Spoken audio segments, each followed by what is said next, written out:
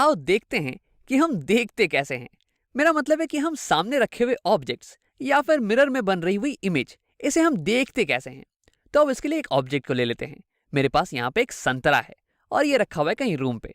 Room में है एक लाइट का सोर्स, ये बल्ब, जो कि हर डायरेक्शन में लाइट रेस को छोड़ रहा होगा। अब जो लाइट रेस मेरे संतरे के ऊपर पड़ रही होंगी, वो पड़ने के बाद रिफ्लेक्ट हो जाने वाली हैं, हर डायरेक्शन में रिफ्लेक्ट हो जाने वाली हैं।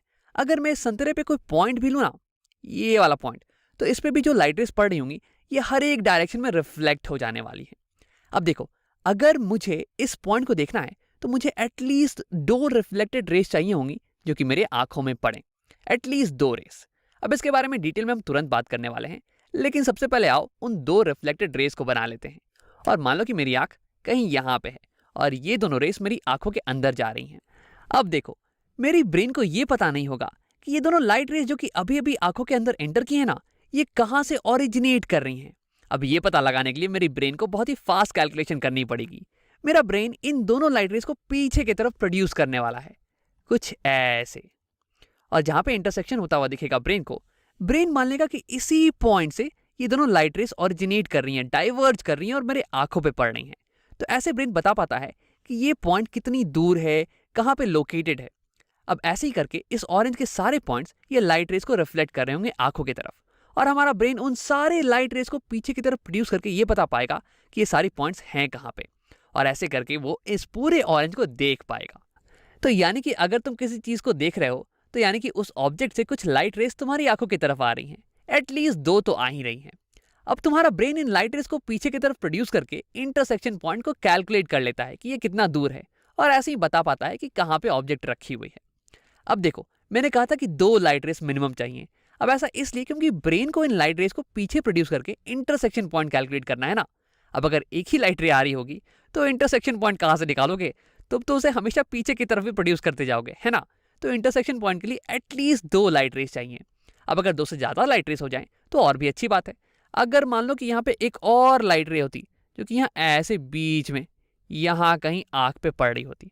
अब देखो, लाइट ट्रैवल करती है स्ट्रेट लाइन में, और जो लाइट यहाँ से ओरिजिनेट की इस पॉइंट से, वो स्ट्रेट लाइन में चल के मेरे आंखों तक जाएगी। अब मेरा ब्रेन इस लाइट रे को भी जब पीछे प्रोड्यूस करेगा तो ये भी तो यहीं पे इंटरसेक्ट करने वाला है ना। तो 2 से ज़्यादा हुए तो अच्छी बात है, लेकिन 2 से कम नहीं होना चाहिए। अब आप देखते हैं कि अगर एक मिरर में एक इमेज बन रही हो तो हमारा ब्रेन उस इमेज को कैसे देख पाता है। तो आप पहले इसे हटा लेते हैं। अब यहाँ पे मेरे पास है एक बुक जो कि एक रूम में रखी हुई है। अब रूम में है एक लाइट का सोर्स जो कि हर डायरेक्शन में लाइट को छोड़ रहा होगा। अब लाइट रेस जब किताब पे पड़ने वाली हैं तो ये इससे रिफ्लेक्ट हो जाएंगी हर डायरेक्शन में। अब यहाँ पे रूम में एक मिरर भी है। अब कुछ लाइट रेस रिफ्लेक्ट होने के बाद इस मिरर पे पड़ने वाली हैं और ये फिर से रिफ्लेक्ट हो जाएंगी। तो आप देखते हैं कि इस बुक की इमेज हमें कैसी दिखती है। तो देखो, इसके लिए एटलीस्ट मुझे 2 लाइट रेस चाहिए होंगी। तो ये मैं पहली लाइट रे बना लेता हूँ। पहली लाइट रे इस पॉइंट से यहाँ मिरर पे पड़ रही है और फिर ये रिफ्लेक्ट हो जाने वाली है। Angle of incidence is equal to angle of reflection होने वाला है। तो रिफ्लेक्टेड रे ये कुछ ऐसी दिखने वाली है। अब आओ एक और रे बना लेते हैं। देखो, ये रे भी बुक के इसी पॉइंट से ओरिजिनेट कर रही है और ये मिरर पे पड़ रही है। अब देखो, इसकी एंगल ऑफ इंसिडेंस ये ग्रीन वाली रे से थोड़ी ज़्यादा है, तो इसलिए इसकी एंगल ऑफ रिफ्लेक्शन ये भी ज़्यादा होनी चाहिए, और ये सेकेंड वाली रे कुछ ऐसे रिफ्लेक्ट कर जाएगी। अब अगर मेरी आंखें यहाँ पे हैं और ये दोनों रेस मेरी आंखों के अंदर जा रहा है, वैसे दिख तो नहीं रहा है, बट मान लो कि ये दोनों रेस मेरी आंखों के अंदर ही जा रही हैं, तो क्या तुम ये पता लगा सकते हो कि मेरी ब्रेन को क्या लगने वाला है कि ये दोनों इंसिडेंट रेस कहाँ से आ रही हैं? मैं चाहूँगा कि तुम वीडियो को एक बार पॉज करो और खुद से पता लगाने की कोशिश करो। अब अगर तुमने ट्राई कर लिया है तो आओ देखते हैं। तो देखो, मेरी ब्रेन को ये आइडिया तो होगा नहीं कि ये दोनों इंसिडेंट रेस कहाँ से आ रही हैं। अब इसके लिए मेरा ब्रेन इन दोनों इंसिडेंट रेस को पीछे की तरफ प्रोड्यूस करने वाला है। तो अगर ग्रीन वाली रे को प्रोड्यूस करें तो ये कुछ यहाँ से आती हुई दिखेगी, और रेड वाली रे इसे भी प्रोड्यूस करें तो यहाँ से आती हुई दिखेगी, और ब्रेन को लगेगा कि ये दोनों रेस यहाँ पे कहीं पे इंटरसेक्ट कर रही हैं।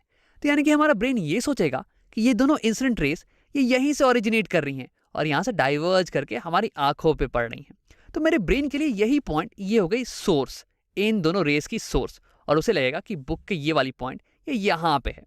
अब वैसे ही करते करते बुक की सारी पॉइंट्स ये कुछ रेस भेजने वाली हैं जो कि रिफ्लेक्ट करके हमारी आंखों पे आएंगी, और हमारा ब्रेन उन सारी रेस को पीछे की तरफ एक्सटेंड कर देगा, और उसे फाइनली बुक कुछ यहाँ पे दिखने वाला है, कुछ ऐसे। अब अगर तुम ध्यान से देखोगे तो देखो, यहाँ पे बुक लिखा हुआ है कुछ ऐसे, BOOK, के ऐसे की तरफ है, बी का ये कर्व्ड पाथ ये इधर की तरफ है, राइट साइड की तरफ। लेकिन अगर इमेज में देखो तो यहाँ पे बी का कर्व्ड वाला पार्ट ये थोड़ा लेफ्ट साइड में ऐसे उल्टा लिखा हुआ है। तो ऐसे ही होता है मिरर इमेजेस में। मिरर इमेजेस इन्वर्टेड होती हैं, फ्लिप्ड होती हैं, लैटरली इन्वर्टेड, लेफ्ट का राइट हो जाता है और राइट का लेफ्ट हो जाता है। अब अगर तुमने इस चीज को खुद कभी एक्सपीरियंस नहीं किया हो तो मैं चाहूंगा कि तुम मिरर के सामने जाओ और अपने लेफ्ट हैंड को उठाओ। तुम्हें दिखेगा कि तुम्हारी इमेज वो अपने राइट हैंड को उठा रही है। अब आओ बात करते हैं इमेज के बारे में। देखो यहाँ पे तुम्हारे ब्रेन को लग रहा है कि किताब यहाँ पे कहीं है, इतनी दूर पे, लेकिन असल में तो किताब यहाँ पे है ना। तो इसे हम कह देते हैं इमेज। इमेज जहां पे तुम्हें लगे कि ऑब्जेक्ट हो लेकिन ऑब्जेक्ट असल में वहां पे नहीं हो तो उसे हम कह देते हैं इमेज ऑफ द ऑब्जेक्ट। देखो यहाँ पे तुम्हारी ब्रेन ये एक्स्ट्रापोलेट कर रही है इन रेस को पीछे की तरफ और इसे लग रहा है कि इंटरसेक्शन कहीं यहाँ पे हो रहा है, कहीं यहाँ से लाइट रेस निकल के आ रही है तुम्हारी आंखों की तरफ, लेकिन असल में तो लाइट रेस यहाँ से आ रही थी। ठीक है, तो ये हो जाने वाली इमेज ऑफ द ऑब्जेक्ट। और देखो ये वाली इमेज ये होने वाली है वर्चुअल इमेज। इमेज भी दो टाइप की होती है, रियल एंड वर्चुअल। तो ये हो जाएगी वर्चुअल इमेज। वर्चुअल का मतलब होता है नकली या फिर काल्पनिक। देखो असल में इस मिरर के पीछे ये तो कुछ है नहीं। तुम्हारे दिमाग को भले ही लग रहा हो कि किताब यहाँ इतने पीछे में है, लेकिन मिरर के पीछे तो कुछ भी नहीं है, नहीं मिरर के अंदर कुछ है ना। तो इसलिए हम इसे कह देते हैं वर्चुअल इमेज। देखो यहाँ पे जो लाइट रेस तुम्हारी आंखों के अंदर आ रही हैं वो असल में पीछे यहाँ पे इंटरसेक्ट नहीं कर रही हैं। वो तो हमारे ब्रेन को लग रहा है कि यहाँ पे कहीं इंटरसेक्शन हो रहा होगा, लेकिन असल में तो इंटरसेक्शन हो नहीं रहा है। तो ऐसी इमेजेस को हम कह देते हैं वर्चुअल इमेजेस। और आगे जाके तुम रियल इमेज के बारे में भी पढ़ने वाले हो और रियल और वर्चुअल इन दोनों के बीच के डिफरेंस को अच्छे से हम समझने वाले हैं, लेकिन अभी के लिए इतना ही रहने देते हैं। वैसे हाँ, एक और बात मैं ये बताना चाहूँगा कि इस चैप्टर में जब भी हम किसी मिरर या फिर लेंस का इस्तेमाल करके इमेज बनाएंगे ना, तो ऐसे हम 3D ऑब्जेक्ट्स का इस्तेमाल नहीं करने वाले हैं। चीज़ों को सिंपल रखने के लिए हम ऑब्जेक्ट्स को एक एरो की मदद से ही दिखाने वाले हैं।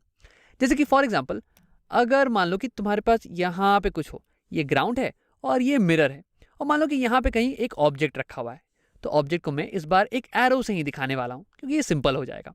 अब देखो अगर मुझे पता करना है कि इस ऑब्जेक्ट की इमेज कहाँ बनने वाली है, कैसी बनने वाली है, तो फिर से मैं वही सारी चीज़ें करने वाला हूँ।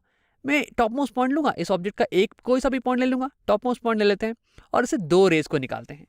तो एक रे ऐसे जा रही है और मिरर पे हिट कर रही है। अब देखो इस रे की एंगल ऑफ इंसिडेंस ये तो हो गई 0, तो एंगल ऑफ रिफ्लेक्शन ये भी हो जाएगा 0, और ये रे बिल्कुल ऐसे ही लौट जाने वाली है। ये ऐसे लौट जाएगी और यहाँ वापस ऐसे आने वाली है। अब दूसरी रे की बात करते हैं। दूसरी रे मान लो कि कहीं यहाँ पे जाती है और यहाँ पे हिट करके ये ऐसे टकरा के लौट जाएगी, रिफ्लेक्ट कर जाएगी। एंगल ऑफ इंसिडेंस बराबर एंगल ऑफ रिफ्लेक्शन हो जाएगा ऐसे।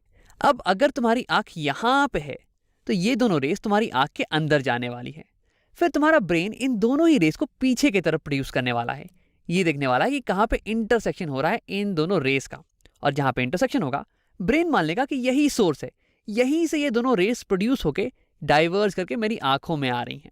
तो देखो ये पॉइंट ये हो जाने वाली है image of this top most point of the object. अब एक पॉइंट की इमेज तो आ गई। अब वैसे करते करते तुम हर एक पॉइंट की, ऑब्जेक्ट के हर एक पॉइंट की इमेज को बना सकते हो। ये भी इसी पॉइंट के नीचे आने वाली है और फिर हमारे पास फाइनल इमेज ये कुछ यहाँ पे ऐसी आ जाने वाली है।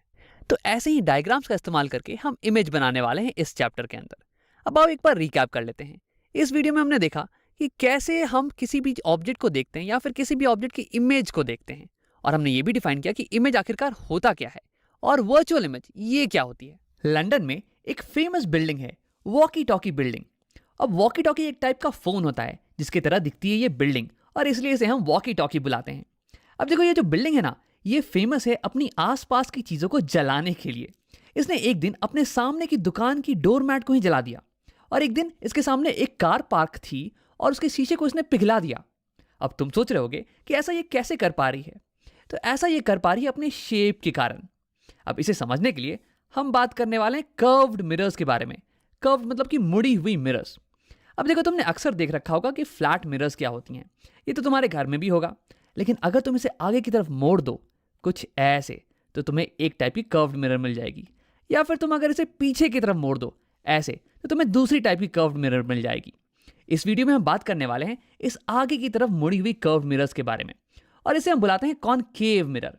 और कॉनकेव इसलिए क्योंकि इसकी जो रिफ्लेक्टिंग साइड है ना, ये वाली साइड, ये देखो ये केव बना रही है, एक गुफा की तरह दिख रही है हमें। अब इस कॉनकेव मिरर के बारे में डिटेल में बात करने से पहले और प्लेन मिरर की एक प्रॉपर्टी को याद कर लेते हैं। तो यहाँ पे मेरे पास है एक प्लेन मिरर और इसकी जो राइट साइड है ये इसकी रिफ्लेक्टिंग साइड है और इसकी पीछे वाली साइड, लेफ्ट वाली साइड, इसे मैंने पॉलिश कर रखा है। तो प्रॉपर्टी ये कहती है कि अगर एक प्लेन मिरर पे पैरेलल रेस इंसिडेंट हो कुछ ऐसे, तो ये रिफ्लेक्शन के बाद ये पैरेलल ही रिफ्लेक्ट करने वाले हैं, पैरेलल ही जाने वाले हैं वापस। अब अगर तुम्हें ये याद नहीं आ रहा हो कि ऐसा कैसे होता है तो आओ लॉस ऑफ रिफ्लेक्शन का इस्तेमाल करके इसे समझ लेते हैं। तो देखो, लॉ ऑफ रिफ्लेक्शन कहता है कि एंगल ऑफ इंसिडेंस ये बराबर होना चाहिए एंगल ऑफ रिफ्लेक्शन के। तो ये हो गई मेरी इंसिडेंट रे और ये मिरर पे इस पॉइंट पे इंसिडेंट है। अब देखो, पॉइंट ऑफ इंसिडेंट पे मैं सबसे पहले एक नॉर्मल ड्रॉ करने वाला हूं। नॉर्मल मतलब कि एक लाइन जो कि परपेंडिकुलर हो मिरर के सरफेस पे at the point of incidence. अब मैंने ऐसे ही बाकी दोनों रेस के लिए भी नॉर्मल ड्रॉ कर रखा है। अब देखो, नॉर्मल और इंसिडेंट रे इन दोनों के बीच में जो एंगल होता है इसे हम कहते हैं एंगल ऑफ इंसिडेंस। अब यहाँ पे तो तुम्हें दिख रहा होगा कि नॉर्मल और ये इंसिडेंट रे ये दोनों ही एक दूसरे पे ओवरलैप कर रहे हैं, यानी कि इन दोनों के बीच में एंगल ये तो जीरो होने वाला है। अब यानी कि एंगल ऑफ इंसिडेंस ये हो गया जीरो, तो एंगल ऑफ रिफ्लेक्शन ये भी होना चाहिए जीरो, यानी कि ये रे बिल्कुल ऐसे ही इसी के ऊपर रिफ्लेक्ट कर जाने वाली, ऐसे ये रिट्रेस करने वाली है अपने पाथ को, और ऐसे ही ये दोनों रेस भी अपने पाथ को रिट्रेस करने वाली हैं। तो रिफ्लेक्टेड रे ये कुछ ऐसी दिखने वाली है। तो अगर तुम केवल रिफ्लेक्टेड रेस पे फोकस करो तो तुम्हें दिखेगा कि रिफ्लेक्टेड रेस भी एक दूसरे के पैरेलल ही हैं। तो यानी कि प्लेन मिरर के केस में अगर पैरेलल रेस इंसिडेंट हो तो रिफ्लेक्शन के बाद भी ये पैरेलल ही जाती हैं। अब आओ देखते हैं कि कनकेव मिरर के केस में क्या होता है। अगर मैं कनकेव मिरर पे पैरेलल रेस को इंसिडेंट करवाऊं तो वो कैसे रिफ्लेक्ट करती हैं। लेकिन आओ इसके पहले मैं तुम्हें ये दिखा दूं कि कॉनकेव मिरर दिखती कैसे है। तो इसके लिए मैंने यहाँ पे बना लिया है एक 3D प्लेन मिरर। वैसे तो मैंने पूरी कोशिश की है एक अच्छी डायग्राम बनाने की। देखो, ये जो फ्रंट सरफेस है ये हो गया रिफ्लेक्टिंग सरफेस मिरर का, और ये पीछे वाले सरफेस को मैंने पॉलिश कर दिया है। अब मैं इस मिरर को मोड़ने वाला हूं आगे की तरफ, ऐसे एक चम्मच के शेप में, कुछ ऐसे। ये देखो, ये हो गया चम्मच का हैंडल। वैसे इस पे अभी हम फोकस नहीं करते हैं। हाँ, तो देखो, क्योंकि मिरर का ये आगे वाला पोर्शन ये रिफ्लेक्टिंग सरफेस था और मैंने इसे आगे की तरफ बेंड किया है ना, तो इसलिए अब ये जो चम्मच है इसका अंदर वाला पोर्शन ये हो जाएगा रिफ्लेक्टिंग और इसका बाहर वाला पोर्शन ये हो जाएगा पॉलिश्ड सरफेस। अब देखो, इसी शेप को हम बोलते हैं कॉनकेव, और ऐसा इसलिए क्योंकि अब इस मिरर की ये जो रिफ्लेक्टिंग साइड है ना ये अंदर की तरफ है, ये केव बना रही है, गुफा बना रही है, इसलिए इसे हम कॉनकेव बुलाते हैं। अब अगर तुम इसी को फ्रंट व्यू से देखो, मतलब कि यहां से देखो, तो ये तुम्हें कुछ ऐसा दिखने वाला है, एक सर्कल की तरह, और अंदर में तुम्हें अपना रिफ्लेक्शन दिखने वाला है। अब इसी को अगर तुम साइड से देखो, जैसे कि हम देख रहे हैं, लेकिन एकदम साइड से देखो, तो ये कुछ ऐसे शेप पे दिखने वाली है। अब फिजिक्स में हम अक्सर बात करने वाले हैं कॉनकेव मिरर्स की। अब हमेशा ऐसा अच्छा सा डायग्राम बनाना ये तो बहुत ही समय ले लेगा ना यार, तो इसलिए मैं शॉर्ट में ये डायग्राम बना के तुम्हें दिखाने वाला हूं। तुम हमेशा समझ जाना कि ये डायग्राम मतलब कॉनकेव मिरर है, और ऐसा इसलिए क्योंकि रिफ्लेक्टिंग साइड ये एक केव बना रही है, गुफा बना रही है। अब आओ अपने ओरिजिनल चीज पे वापस आते हैं। हमने लिया था एक फ्लैट मिरर, और जब हमने इस पे पैरेलल रेस इंसिडेंट करवाई थी तो ये रिफ्लेक्शन के बाद पैरेलल ही वापस आ रही थी। अब फिर हम ये पूछ रहे थे कि अगर मैं कॉनकेव मिरर पे अगर पैरेलल रेस को इंसिडेंट करवाऊं तो ये रिफ्लेक्शन के बाद कहाँ जाने वाली हैं। तो देखो, इसके लिए भी हम इस्तेमाल करने वाले हैं लॉस ऑफ रिफ्लेक्शन का। एंगल ऑफ इंसिडेंस ये बराबर होगा एंगल ऑफ रिफ्लेक्शन के। तो ये हो गई मेरी एक इंसिडेंट रे, और ये मिरर पे इंसिडेंट है इस पर्टिकुलर पॉइंट पे। तो देखो, इस पॉइंट पे मैं नॉर्मल को ड्रॉ कर दूंगा, मतलब कि परपेंडिकुलर को, और फिर एंगल ऑफ इंसिडेंस ये पता कर लूंगा। लेकिन देखो, ये पार्ट ये तो कर्व्ड मिरर है ना यार। अब कर्व्ड मिरर पे परपेंडिकुलर ये कैसे ड्रॉ करते हैं। तो देखो, मैं क्या करने वाला हूं कि इस छोटे से हिस्से को, मिरर के इस छोटे से हिस्से को मैं एक स्ट्रेट लाइन मान लेने वाला हूं, एक स्ट्रेट लाइन ऐसे, और उसके बाद मैं इस पे परपेंडिकुलर ड्रॉ कर देने वाला हूं। देखो, वैसे तो ये वाला हिस्सा ये भी कर्व्ड पार्ट है, लेकिन क्योंकि एक बहुत ही छोटा हिस्सा है पूरे मिरर का, इसलिए मैं इसे एक स्ट्रेट लाइन मान सकता हूं। जैसे कि देखो, तुम्हारी धरती ये भी तो राउंड है ना, ये भी तो कर्व्ड है, लेकिन अगर तुम जमीन पे खड़े हो तो तुम्हें अपने आसपास की रीजन ये फ्लैट दिखाई देने वाली है। और ऐसा इसलिए क्योंकि तुम्हारे आसपास की रीजन ये बहुत ही छोटा हिस्सा है पूरी बड़ी धरती का, और इसलिए इसे हम फ्लैट मान सकते हैं। तो देखो, वैसे मैंने यहाँ पे नॉर्मल को ड्रॉ कर दिया है, और ये हो गई एंगल ऑफ इंसिडेंस। अब इतने ही एंगल से यहाँ पे रिफ्लेक्ट हो जाने वाली है ये रे। तो यहाँ मैंने रिफ्लेक्टेड रे को ड्रॉ कर लिया है। हाँ, अब इस रे की बात करते हैं। ये रे इंसिडेंट है इस पॉइंट पे। सिमिलरली मैं इस छोटे से पार्ट को फ्लैट मान लेने वाला हूँ, स्ट्रेट लाइन मान लेने वाला हूँ, और फिर यहाँ पे मैं ड्रॉ करने वाला हूँ नॉर्मल को, यानी कि परपेंडिकुलर।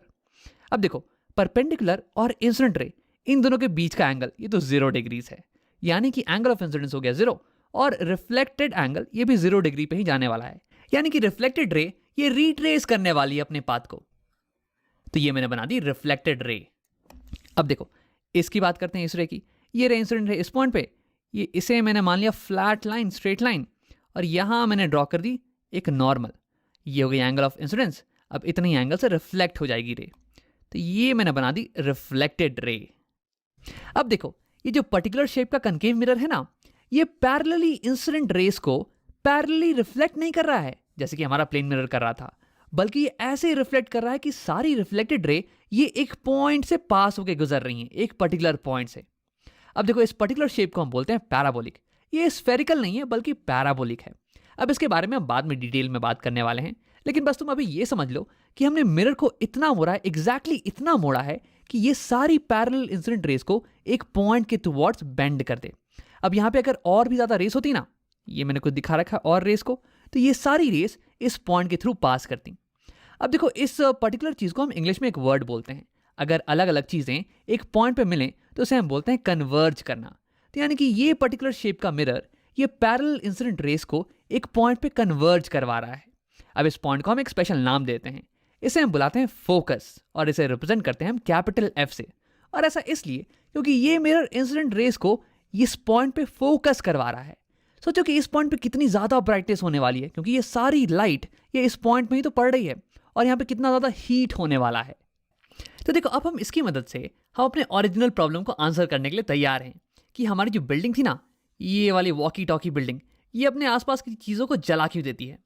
तो इससे पहले कि मैं तुम्हें आंसर बताऊं, क्यों ना तुम वीडियो को एक बार पॉज करो और इसे खुद से पता करने की कोशिश करो। अब अगर तुमने ट्राई कर लिया है तो अब देखते हैं। देखो, सबसे पहली बात तो ये कि जो बिल्डिंग का जो फ्रंट सर्फेस है ना, ये ग्लास का बना हुआ है। देखो, तुम्हें दिख रहा होगा कि ये ट्रांसपेरेंट है और उसके पीछे की चीज़ें तुम्हें दिख रही होंगी। तो देखो, ग्लास ये लाइट रेस को थोड़ा बहुत रिफ्लेक्ट करता है। अगर ये मिरर का बना हुआ होता तब तो ये सारी लाइट रेस को ऑलमोस्ट रिफ्लेक्ट कर देता, लेकिन देखो, ग्लास भी थोड़ी बहुत लाइट रेस को रिफ्लेक्ट करता है। और क्योंकि ये बिल्डिंग बहुत ही बड़ी है ना, तो इसलिए थोड़ी थोड़ी लाइट रेस भी बहुत ज़्यादा हो जाने वाली हैं। अब देखो, दूसरी चीज़ ये कि ये बिल्डिंग का जो फ्रंट पार्ट है, इसका शेप देखो। देखो, ये कर्व्ड है, ये स्ट्रेट नहीं है बल्कि ये कर्व्ड है, हमारे चम्मच की तरह। यानी कि थोड़ा बहुत ये इस कनकेव मिरर की तरह शेप्ड है। अब देखो, इससे होगा क्या कि जो भी लाइट रेस इस पे इंसिडेंट होने वाली है, ऐसे सन की लाइट रेस, ये रिफ्लेक्ट करने के बाद ये एक पॉइंट पे ही कन्वर्ज करने वाली हैं, एक पॉइंट पे ये फोकस होने वाली हैं। और क्योंकि ये बहुत ही बड़ी बिल्डिंग है ना, तो यानी कि ये बहुत सारी सनलाइट को यहाँ पे फोकस कर देने वाला है। तो क्या होगा कि इस पॉइंट पे बहुत ज़्यादा गर्मी होगी, बहुत ज़्यादा इंटेंसिटी की लाइट होने वाली है, और इसलिए जो भी चीज़ इस पॉइंट पे रखी होगी वो जल जाने वाली है। और इसलिए हमारी ये जो बिल्डिंग है ना, ये आसपास की चीज़ों को जला देती है। अब यहाँ पे हमने अपना सवाल तो सॉल्व कर लिया है, लेकिन मैं एक छोटी सी चीज़ तुम्हें बताना चाहूँगा। देखो, यहाँ पे जब मैंने सनरेज को बनाया था ना, तो मैंने उन्हें पैरेलल दिखाया था। अब तुम्हारे दिमाग में एक सवाल उठ सकता है कि राम, सनरेज पैरेलल कब से होने लगी। देखो, जब भी हम सनरेज बनाते थे तो सन से निकलने वाली रेस ये तो एंगल पे निकलती है ना, तो ये पैरेलल कैसे हो गई।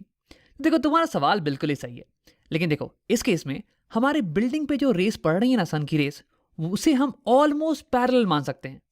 आओ इसे समझते हैं। ये मैंने इसे थोड़ा सा डिम कर दिया है। ये मान लो कि एक छोटी सी कनकेव मिरर है और ये सन के बहुत ही पास है। अब देखो, ये जो टॉप मोस्ट रे है इस मिरर पे और ये जो बॉटम मोस्ट रे है, इन दोनों के बीच की एंगल ये तो बहुत ही बड़ी एंगल तुम्हें दिख रही होगी। ऑलमोस्ट अगर हम देखें तो ये अराउंड 20-30 डिग्रीज का एंगल होने वाला है। लेकिन अगर मैं इस मिरर को बहुत ही दूर ले जाऊं, ये कहीं यहां ले आते हैं इस मिरर को, हाँ, तो इस केस में मिरर पे जो रेस पड़ रही हैं ये मुझे ऑलमोस्ट पैरेलल दिख रही हैं। इन दोनों रेस के बीच में अगर मैं एंगल को नोट करूँ ना, तो ये तो बहुत ही कम एंगल है, ऑलमोस्ट 1 डिग्री या उससे भी कम। अब अगर ऐसे ही करते करते मैं मिरर को और पीछे ले जाऊं, तो इस पे पड़ने वाली रेस के बीच का जो एंगल है ना, ये और कम होता चला जाएगा। तो यानी कि अगर मैं मिरर को ये सन से बहुत ज़्यादा दूर रख दूं, तो उस केस में जो मिरर पे मेरी रेस पड़ रही होंगी उसे मैं ऑलमोस्ट पैरेलल अज्यूम कर सकता हूं। लेकिन तुम सोच रहे होगे कि राम, कितना दूर रखना काफ़ी होगा, 1 किलोमीटर या फिर 10 किलोमीटर। तो देखो, मिरर और सोर्स ऑफ लाइट, इन दोनों के बीच में इतनी डिस्टेंस होनी चाहिए कि मिरर की size in comparison to the distance ये बहुत ही छोटी हो जाए। देखो, हमारी मिरर अभी यहाँ इतनी दूरी पे रखी हुई है और मिरर की जो साइज है ये बहुत ही छोटी है in comparison to the distance, और इसलिए ये जो दो रेस है ना ये हमें ऑलमोस्ट पैरेलल दिख रही है। लेकिन अगर इसी डिस्टेंस पे मैं एक बड़ी मिरर को डाल दूं ताकि मिरर की साइज और ये डिस्टेंस ये कंपैरेबल हो जाए, तो उस केस में मिरर की जो टॉप मोस्ट रे होगी और जो बॉटम मोस्ट रे होगी ना ये तो बहुत ही बड़ा एंगल बना रही होंगी, इन्हें हम पैरेलल नहीं मान सकते हैं।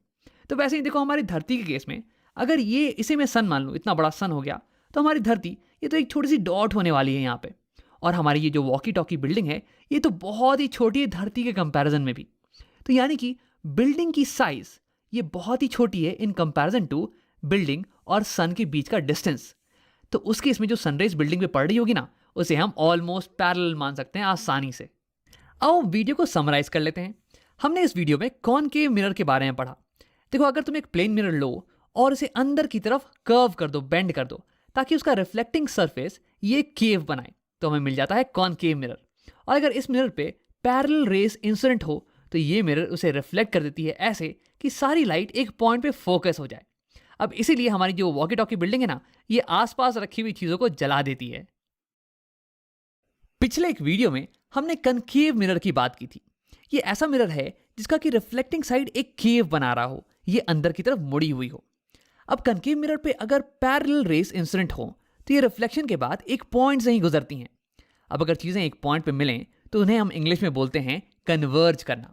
यानी कि कनकेव मिरर ये पैरेलल रेस को एक पॉइंट पे कन्वर्ज करवा देती है और इस पॉइंट को हम बोलते हैं फोकस ऑफ द मिरर। अब हमने ये भी देखा था कि पैरेलल रेस ये आती कहाँ से है। अब देखो अगर मान लो कि सोर्स ऑफ लाइट ये मिरर से बहुत दूर पे हो, इतना दूर कि ये जो डिस्टेंस है ना ये कंपेयर टू मिरर साइज ये बहुत ज्यादा बड़ा हो, तो उस केस में हम मान सकते हैं कि सोर्स से जो भी रेस हमारे मिरर पे पड़ रही होंगी वो ऑलमोस्ट पैरेलल ही हैं। अब देखो इस वीडियो में हम बात करने वाले हैं इस कनकेव मिरर की कुछ एप्लीकेशंस के बारे में। आम जिंदगी में हम इसे कहाँ कहाँ इस्तेमाल करते हैं हम ये देखेंगे। तो देखो एक जगह तो हो गया तुम्हारे बायोलॉजी लैब में रखा हुआ माइक्रोस्कोप। देखो माइक्रोस्कोप का हम इस्तेमाल करते हैं छोटी छोटी चीज़ों को देखने के लिए। यहाँ पे हम कहीं पे एक स्लाइड रख देते हैं, एक स्लाइड, और इसे हम यहाँ से देखते हैं लेंसेज के थ्रू, तो हमें बहुत ही जूम्ड इन चीज़ें दिखाई देती हैं कि अंदर सेल्स में क्या हो रहा है। अब देखो इसे क्लियरली देख पाने के लिए यहाँ पे लाइटिंग बहुत ही अच्छी होनी चाहिए। तो इसके लिए हम क्या करते हैं ना, कॉनकेव मिरर का यूज़ करते हैं। देखो इस कॉनकेव मिरर पे पैरेलल सन रेज जब पड़ेंगी तो ये इन्हें फोकस कर देने वाला है यहाँ पे कुछ ऐसे, और इसकी मदद से ये स्लाइड ये बहुत ही अच्छे से लाइट अप हो जाने वाली है और हमें चीज़ें क्लियरली दिखने वाली हैं। तो अगली बार जब तुम अपने बायोलॉजी लैब में जाओ ना तो इस मिरर को टच करके देख लेना।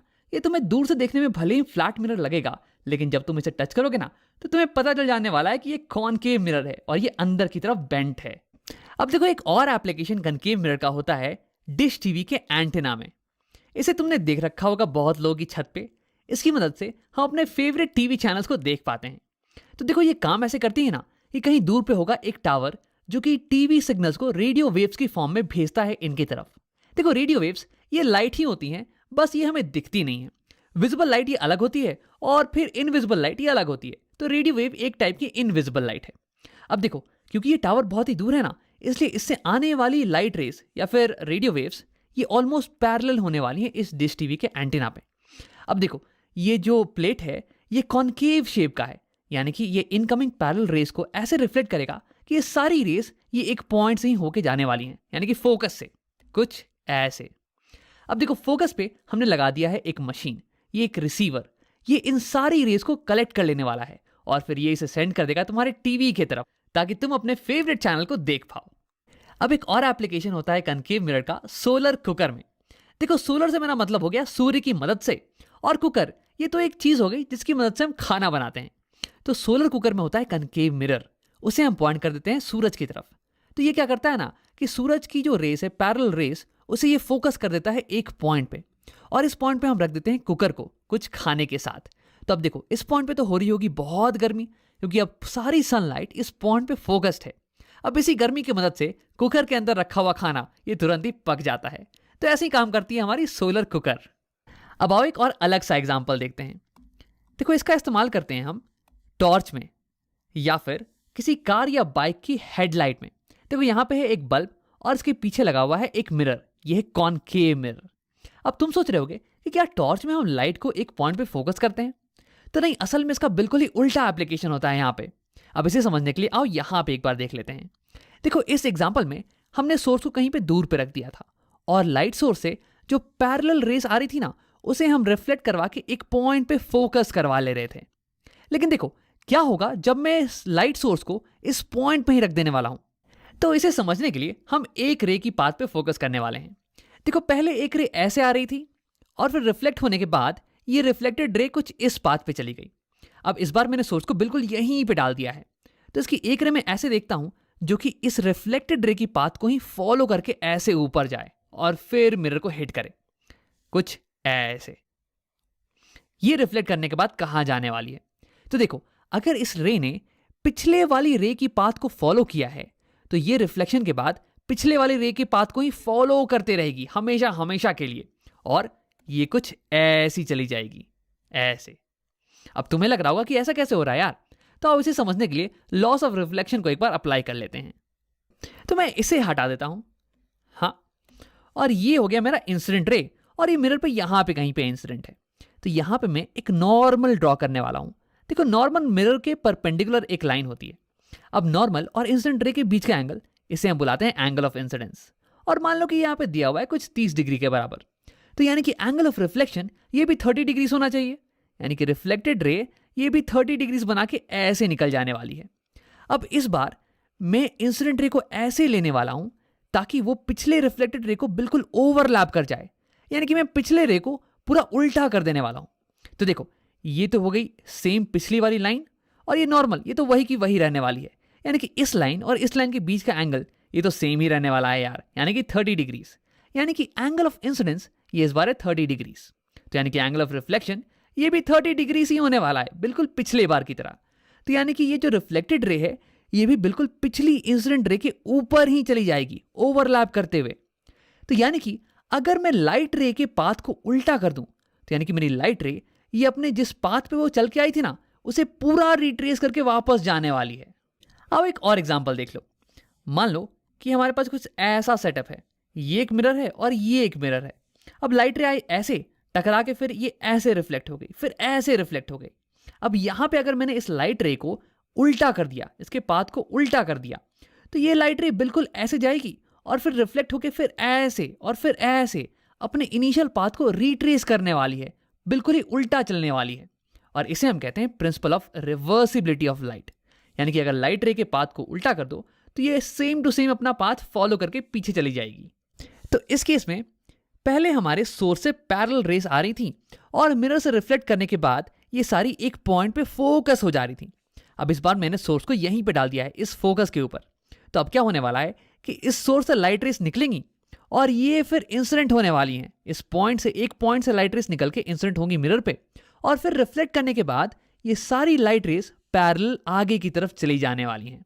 तो पहले पैरेलल रेस एक पॉइंट पे फोकस हो रही थी और इस बार एक पॉइंट से निकलने वाली रेस पैरेलल चली जा रही हैं। तो यानी कि इस डायग्राम में अगर मुझे कुछ चेंज करना है तो बस इन एरोस की डायरेक्शन को, ये देखो, हाँ, इस पॉइंट से निकलने वाली रेस रिफ्लेक्ट करने के बाद पैरेलल चली जा रही हैं। अब इसका इस्तेमाल हम कर सकते हैं एक पैरेलल बीम को जनरेट करने के लिए। अगर मैं कनकेव मिरर की फोकस पे एक लाइट सोर्स को रख दूं तो इससे जो लाइट रेस पीछे निकलेंगी और मिरर पे हिट करेंगी ना, तो वो सब कुछ रिफ्लेक्ट होने के बाद एक पैरेलल डायरेक्शन में ही जाने वाली है। यानी कि एक highly directional parallel beam of light मुझे मिल जाने वाली है। अब देखो इसी प्रिंसिपल का इस्तेमाल होता है टॉर्च में भी। ये टॉर्च में हमारे पास एक बल्ब है और इस बल्ब को हमने लगा दिया है इस कनकेव रिफ्लेक्टर की फोकस पे। अब देखो इस बल्ब से जो भी लाइट रेस सामने की तरफ निकल रही होंगी वो तो आगे ही चली जाएगी, लेकिन जो लाइट रेस यहां इस रिफ्लेक्टर पे हिट कर रही होंगी ना, ऐसे, ये देखो, ये रिफ्लेक्ट करने के बाद पैरेलल चली जाने वाली है। क्योंकि देखो ये जो सोर्स है ये इस बार फोकस पे रखा हुआ है और फोकस से निकलने वाली लाइट रेस जो कि मिरर पे हिट करें वो रिफ्लेक्शन के बाद पैरेलल जाती हैं, कुछ ऐसे। तो यानी कि क्या होगा कि हमें एक हाईली फोकस्ड लाइट की बीम मिलने वाली है टॉर्च के आगे की तरफ, और यहाँ पे बहुत ही ज़्यादा इंटेंसिटी होने वाली है लाइट की। अब इसी प्रिंसिपल का इस्तेमाल होता है एक किसी भी गाड़ी की हेडलाइट में, और इसलिए हमें हेडलाइट के आगे बहुत ही ब्राइट रोशनी मिलती है। अब देखो अगर हम रिफ्लेक्शन की बात करें तो साउंड में बिल्कुल ही लाइट की तरह बिहेव करती है। साउंड के रिफ्लेक्शन में भी एंगल ऑफ इंसिडेंस बराबर एंगल ऑफ रिफ्लेक्शन होता है।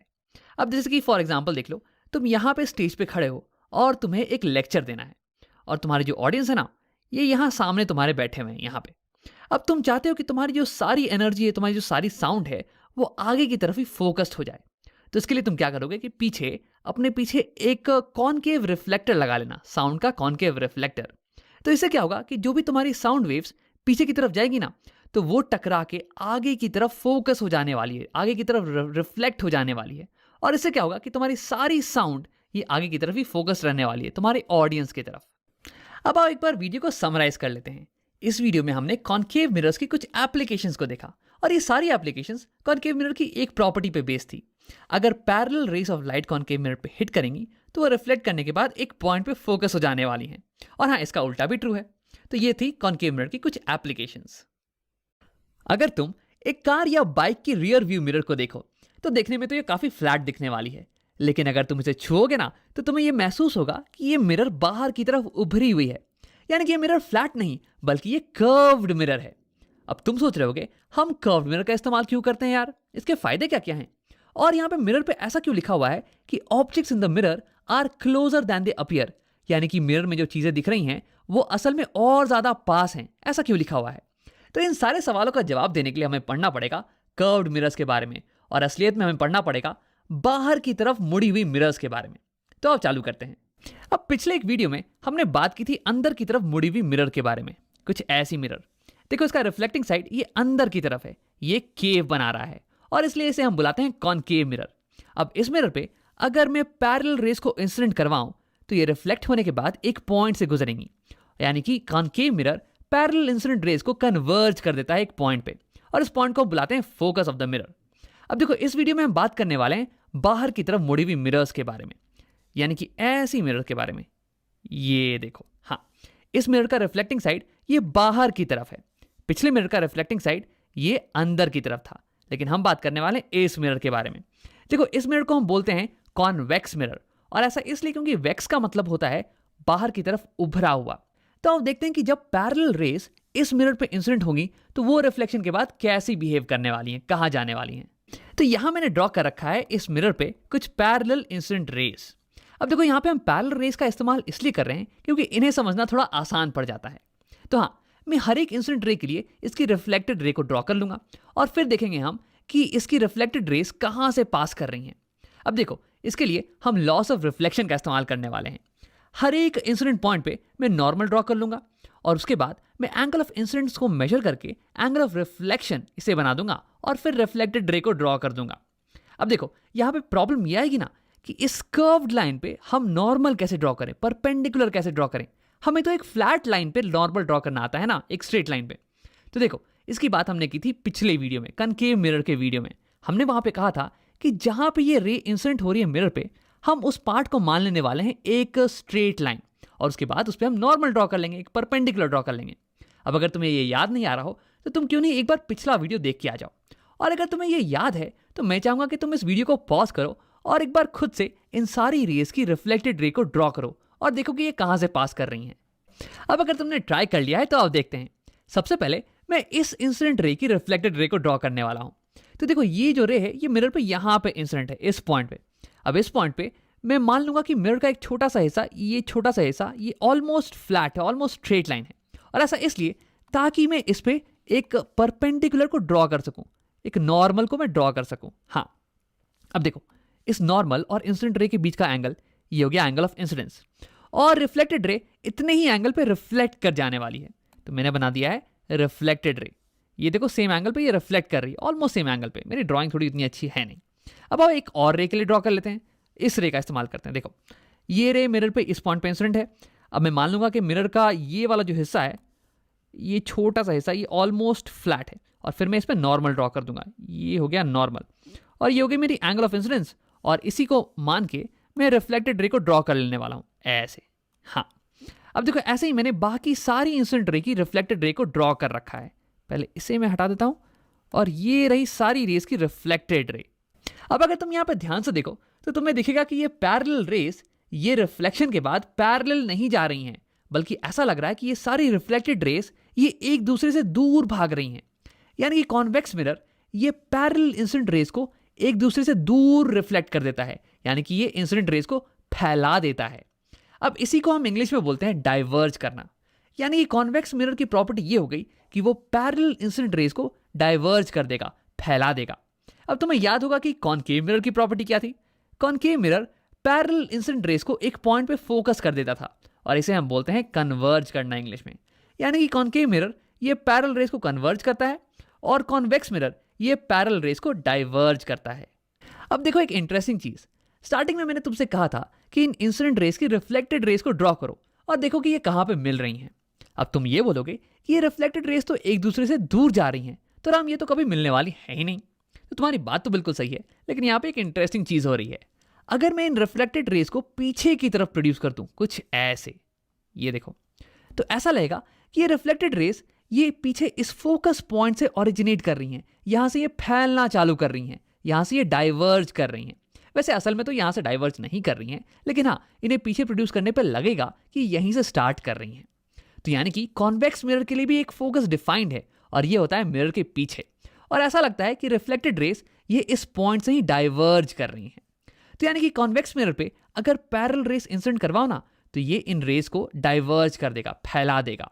और अगर इन रेज को पीछे की तरफ प्रोड्यूस करो तो लगेगा कि ये एक पॉइंट से ही फैलना चालू कर रही हैं, और इसी पॉइंट को हम बोलते हैं कॉन्वेक्स मिरर का फोकस। अब आप कॉन्वेक्स मिरर की कुछ एप्लीकेशन के बारे में बात कर लेते हैं। तो ये मिरर पैरेलल इंसिडेंट रेज को फैला देती है। इसका क्या एप्लीकेशन होने वाला है यार? तो देखो, मान लो कि मैं एक रूम में हूं और मेरे रूम में एक छोटी सी खिड़की है जिससे कि सनलाइट आ सकती है, और मेरे रूम में कोई ट्यूबलाइट नहीं है, तो यानी कि लाइट का बस यही एक सोर्स है।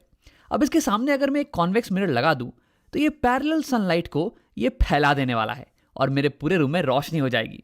लेकिन आजकल तो सभी के घर में ट्यूबलाइट वगैरह होता है, तो ये एक बहुत ही कॉमन यूज नहीं है। कॉमन यूज होता है कॉन्वेक्स मिरर का रियर व्यू मिरर में, किसी भी गाड़ी के रियर व्यू मिरर में। अब इसे समझने के लिए हमें समझना पड़ेगा principle of reversibility of light को। देखो, इसका मतलब ये हुआ कि अगर मैं यहाँ पे लाइट की रेस को उल्टा कर दूं ना, तो भी ये डायग्राम बिल्कुल ही सही होने वाला है। इसका मतलब कि अगर मैं रिफ्लेक्टेड रे को इंसिडेंट बना दूं, इसी रास्ते पे मैं इंसिडेंट करूं रे को, तो वो रिफ्लेक्ट होने वाली है इस इंसिडेंट रे के रास्ते पे। अब इसका मतलब ये हुआ कि देखो, इस केस में हमें दिख रहा है कि पैरेलल रेस इंसिडेंट हैं और ये मिरर इन्हें फैला दे रही है। अब अगर इस मिरर पे फैली हुई रेस इंसिडेंट हो तो ये मिरर इन्हें पैरेलली रिफ्लेक्ट करने वाली है। अब देखो, इसे हमने प्रूव किया था कॉनकेव मिरर के केस में, लेकिन अगर तुम्हें याद नहीं आ रहा हो ना, तो एक बार रिकैप कर लेते हैं। एक रे को मैं लेने वाला हूं, इस पर्टिकुलर रे को लेते हैं, ये इंसिडेंट होकर ऐसे रिफ्लेक्ट हो जा रही है। अब यहां पे मैं नॉर्मल ड्रॉ कर देता हूं, ये मैंने ड्रॉ कर दिया नॉर्मल। तो इंसिडेंट रे और नॉर्मल के बीच का एंगल, इसे हम कहते हैं एंगल ऑफ इंसिडेंस, और ये कुछ मान लो कि 30 डिग्री के बराबर है। अब लॉ ऑफ रिफ्लेक्शन कहता है कि एंगल आई बराबर होने वाला है एंगल ऑफ रिफ्लेक्शन के, तो यानी कि ये हो गया 30 डिग्रीज और ये रे ऐसे रिफ्लेक्ट कर गई। अब देखो, अगर इसी रिफ्लेक्टेड रे के पाथ पे इस बार मैं इंसिडेंट करवाऊं एक रे को, इस बार मेरी रे इसी पाथ पे इंसिडेंट कर रही है और मिरर को हिट कर रही है कुछ ऐसे। तो देखो, ये रे तो ये लाइन ये तो वही की वही है, और ये लाइन ये भी वही की वही है, और इन दोनों के बीच का एंगल ये सेम ही रहने वाला है, इसका मतलब 30 डिग्रीज। तो इस बार एंगल ऑफ इंसिडेंस ये हो गया 30 डिग्रीज, तो यानी कि एंगल ऑफ रिफ्लेक्शन को भी होना पड़ेगा 30 डिग्रीज। तो इसका मतलब कि ये रे ये इस रे पे ऊपर रिफ्लेक्ट करने वाली है। इस बार हमारी रिफ्लेक्टेड रे पिछली इंसिडेंट रे के पाथ पे ही जाने वाली है। अब इसी को हम बोलते हैं principle of reversibility of light. अगर लाइट के पाथ को तुम रिवर्स कर दो तो वो अपना पूरा पाथ फॉलो करके वापस चली जाएगी। अब देखो, ऐसा ही होने वाला है हमारी सारी रेस के साथ। सारी रिफ्लेक्टेड रे को अगर मैं रिवर्स कर दूं ना, तो ये रिफ्लेक्ट होने के बाद पैरेलल वापस लौटने वाली हैं कुछ ऐसे। अब इसी का इस्तेमाल हम करते हैं रियर व्यू मिरर्स में। अब आओ, इसी को समझने के लिए मैं एक छोटा सा डायग्राम बना लेता हूं। तो इसे हटा लेते हैं। हाँ, ये हो गया मेरा छोटा सा डायग्राम। तो तुम्हें दिख रहा होगा कि एक कॉन्वेक्स मिरर पे कितने वाइड एंगल से रेस पड़ रही है। देखो, इस चौड़े एंगल पे यहां से भी रेस आ रही है, यहां से भी रेस आ रही है, और ये सारी इंसिडेंट रे एक ही डायरेक्शन में रिफ्लेक्ट हो रही है। अब अगर मैं यहां पे खड़ा हूं, यहां पे, और इस चौड़े एंगल पे एक पेड़ है और ये एक बाइक रखी हुई है, ठीक है, तो इनसे रेस आएंगी, मिरर पे पड़ेंगी, और ये रिफ्लेक्ट होने के बाद मेरे तरफ रिफ्लेक्ट हो जाने वाली हैं। तो यानी कि ये रेस मेरी आंखों में आएंगी और मैं इस पेड़ और इस साइकिल की इमेज को मिरर में देख पाऊंगा। तो यानी कि कॉन्वेक्स मिरर हमें एक वाइड एंगल पे रखी हुई चीजों को देखने में मदद करता है, एक चौड़ा व्यू देता है हमें। लेकिन यही चीज प्लेन मिरर में पॉसिबल नहीं थी। देखो, मैं प्लेन मिरर बना देता हूं। हाँ, यहां पे देखो, ये वाली जो पेड़ से रे आ रही है ना, इसी को मैंने ड्रॉ कर दिया है प्लेन मिरर के ऊपर। अब ये एक बड़े एंगल ऑफ इंसिडेंस पे आ रही है, तो यानी कि एंगल ऑफ रिफ्लेक्शन ये भी बड़ा होने वाला है और रिफ्लेक्टेड रे ये कहीं नीचे चली जाएगी, ये मेरी आंखों की तरफ तो नहीं आ रही है। तो यानी कि प्लेन मिरर की मदद से मैं इस पेड़ को नहीं देख पाऊंगा। तो इसलिए हम कहते हैं कि कॉन्वेक्स मिरर ये हमें एक वाइड एंगल पर रखी हुई चीज़ों को देखने में मदद करता है। देखो अगर इस केस में हम देखें फील्ड ऑफ व्यू, यानी कि कितने दायरे पर रखी हुई चीज़ों को हम देख सकते हैं, तो यहाँ देखो एक प्लेन मिरर के केस में ये दायरा बहुत ही छोटा हो जाता है। इस छोटे से दायरे में जो भी चीज़ें होंगी ना, बस उसे ही हम देख पाएंगे। लेकिन कॉन्वेक्स मिरर के केस में देखो इतने बड़े दायरे में, इतने बड़े फील्ड ऑफ व्यू में जो भी चीज़ें रखी होंगी वो सब हम देख पाते हैं। अब चलो मैं तुम्हें एक असली कॉन्वेक्स मिरर का फोटो दिखाता हूं, जिसे देख के तुम्हें ये यकीन हो जाएगा कि कॉन्वेक्स मिरर में हम एक चौड़े एंगल पे रखी हुई चीज़ों को देख पाते हैं। तो यहाँ मेरे दोस्त ने मुझे एक पार्किंग मिरर की फोटो भेजी है। देखो ये कॉन्वेक्स मिरर है, तुम्हें दिख रहा होगा कि ये बाहर की तरफ उभरी हुई है और देखो कि इसमें हम कितने वाइड एंगल पे रखी हुई चीज़ों को देख पा रहे हैं। ये रोड, ये यहाँ के पेड़ और ये रोड और यहाँ के पेड़ भी। और देखो ये जो दोनों रोड है ना, ये ऑलमोस्ट 90 डिग्रीज पे हैं और फिर भी हम यहाँ पे पूरी रोड को देख पा रहे हैं। अब देखो इसका फायदा ये है ना कि अगर इस रोड पे कोई गाड़ी आ रही होगी तो वो इस मिरर में देख के बता देगी कि इस रोड पे कोई गाड़ी आ रही है या नहीं। और अगर ऐसा हो रहा होगा तो फिर वो किसी एक्सीडेंट से बच सकते हैं। तो इसलिए हम इन मिरर्स का इस्तेमाल अक्सर पार्किंग लॉट्स में करते हैं या फिर रोड पे जहाँ पे रोड शार्प टर्न ले रही हो वहाँ पे हम इन मिरर्स को लगाते हैं। अब देखो यही कारण है जिसके कारण हम इसका इस्तेमाल करते हैं गाड़ियों के रियर व्यू मिरर में। यहाँ कुछ ऐसे देखो, इस छोटी सी मिरर में हम पूरी की पूरी रोड को देख पा रहे हैं। रोड के अगल बगल की जो पेड़ है ना, ये भी हमें दिख रही हैं। तो यानी कि इस छोटे से मिरर में हमें एक वाइड एंगल का व्यू मिलता है कंपेयर टू अगर हम यहाँ पे प्लेन मिरर लगा देते तो। अब एक आखिरी चीज, यहाँ मिरर पे ऐसा क्यों लिखा हुआ है कि ऑब्जेक्ट्स जहाँ पे दिख रही हैं उससे पास में है। अब आओ इसे समझने के लिए हम यहाँ पे आते हैं इस कॉन्वेक्स मिरर पे। देखो एक कॉन्वेक्स मिरर ये ज़्यादा चीज़ों को दिखाता है, ये तो हमने देख लिया है। ये ज़्यादा चीज़ों को दिखाता है कंपेयर टू प्लेन मिरर। इसका मतलब कि सेम एरिया में यहाँ पे ज़्यादा चीज़ों की इमेज मुझे दिख रही है इस कॉन्वेक्स मिरर में कंपेयर टू अगर सेम एरिया का प्लेन मिरर हो तो। अब देखो अगर मुझे सेम एरिया में ज़्यादा चीज़ों की इमेजेस को फिट करना है तो यानी कि मुझे हर एक इमेज को छोटा करना पड़ेगा। अब देखो फॉर एग्जाम्पल अगर सेम एरिया में मुझे 10 के बजाय 15 ऑब्जेक्ट्स की इमेज को डालना है तो इसका मतलब कि हर एक इमेज अब छोटी हो जाने वाली थोड़ी। तो इसका मतलब कि कॉन्वेक्स मिरर में जो भी इमेजेस तुम्हें दिखेंगी ना, वो थोड़ी सी छोटी दिखने वाली है कंपेयर टू प्लेन मिरर। अब देखो हमारे दिमाग को अक्सर लगता है कि जो चीज़ें दूर में रखी होंगी ना वो छोटी दिखती हैं। जैसे कि एक ट्रक अगर तुम्हारे पास में हो तो तुम्हें वो बड़ा दिखने वाला है, लेकिन अगर वही ट्रक दूर कहीं रोड पे हो तो वो तुम्हें छोटा दिखने वाला है। अब क्योंकि यहाँ पे मिरर में हमें चीज़ें छोटी दिख रही है ना, इसलिए हमारे ब्रेन को लगता है कि ये चीज़ें बहुत ही दूर होने वाली है। जैसे कि ये देखो ये ट्रक, ये तुम्हें इमेज में बहुत ही छोटी दिख रही होगी और तुम्हें लग रहा होगा कि ये ट्रक ये बहुत ही दूर है मिरर से, लेकिन असल में मेरे दोस्त ने बताया कि ये ट्रक उसके बहुत ही पास में थी, ज़्यादा दूर में भी नहीं। अब देखो इसीलिए इसी को याद करने के लिए हम यहाँ पे मिरर पे लिख देते हैं कि objects in the mirror are closer than they appear, और इससे बहुत सारे एक्सीडेंट्स बच जाते हैं। जैसे कि मान लो कि तुमने अपने गाड़ी के रियर व्यू मिरर में देखा कि तुम्हारे पीछे एक बाइक है, लेकिन क्योंकि कॉन्वेक्स मिरर सारी इमेज को छोटा बनाती है ना, इसलिए पीछे वाली बाइक की इमेज ये भी थोड़ी छोटी बन रही है और इसलिए तुम्हारे दिमाग को लग रहा है कि यार ये बाइक तो भी मुझसे बहुत ही दूर है, मैं अभी आराम से टर्न मार सकता हूँ, और तुमने एक शार्प राइट टर्न ले लिया। तो देखो ये बाइक ये असल में उतनी दूर होगी नहीं और हो सकता है कि कहीं कुछ एक्सीडेंट हो जाए। अब इसी चीज़ को याद दिलाने के लिए गाड़ियों में लिखा होता है कि objects in the mirror are closer than they appear. जितनी दूर दिख रहे हैं ये असल में उतनी दूर है नहीं, बल्कि उससे पास में है। तो हाँ, अब तो हमने समझ लिया है कि कॉन्वेक्स मिरर कहाँ कहाँ इस्तेमाल होते हैं।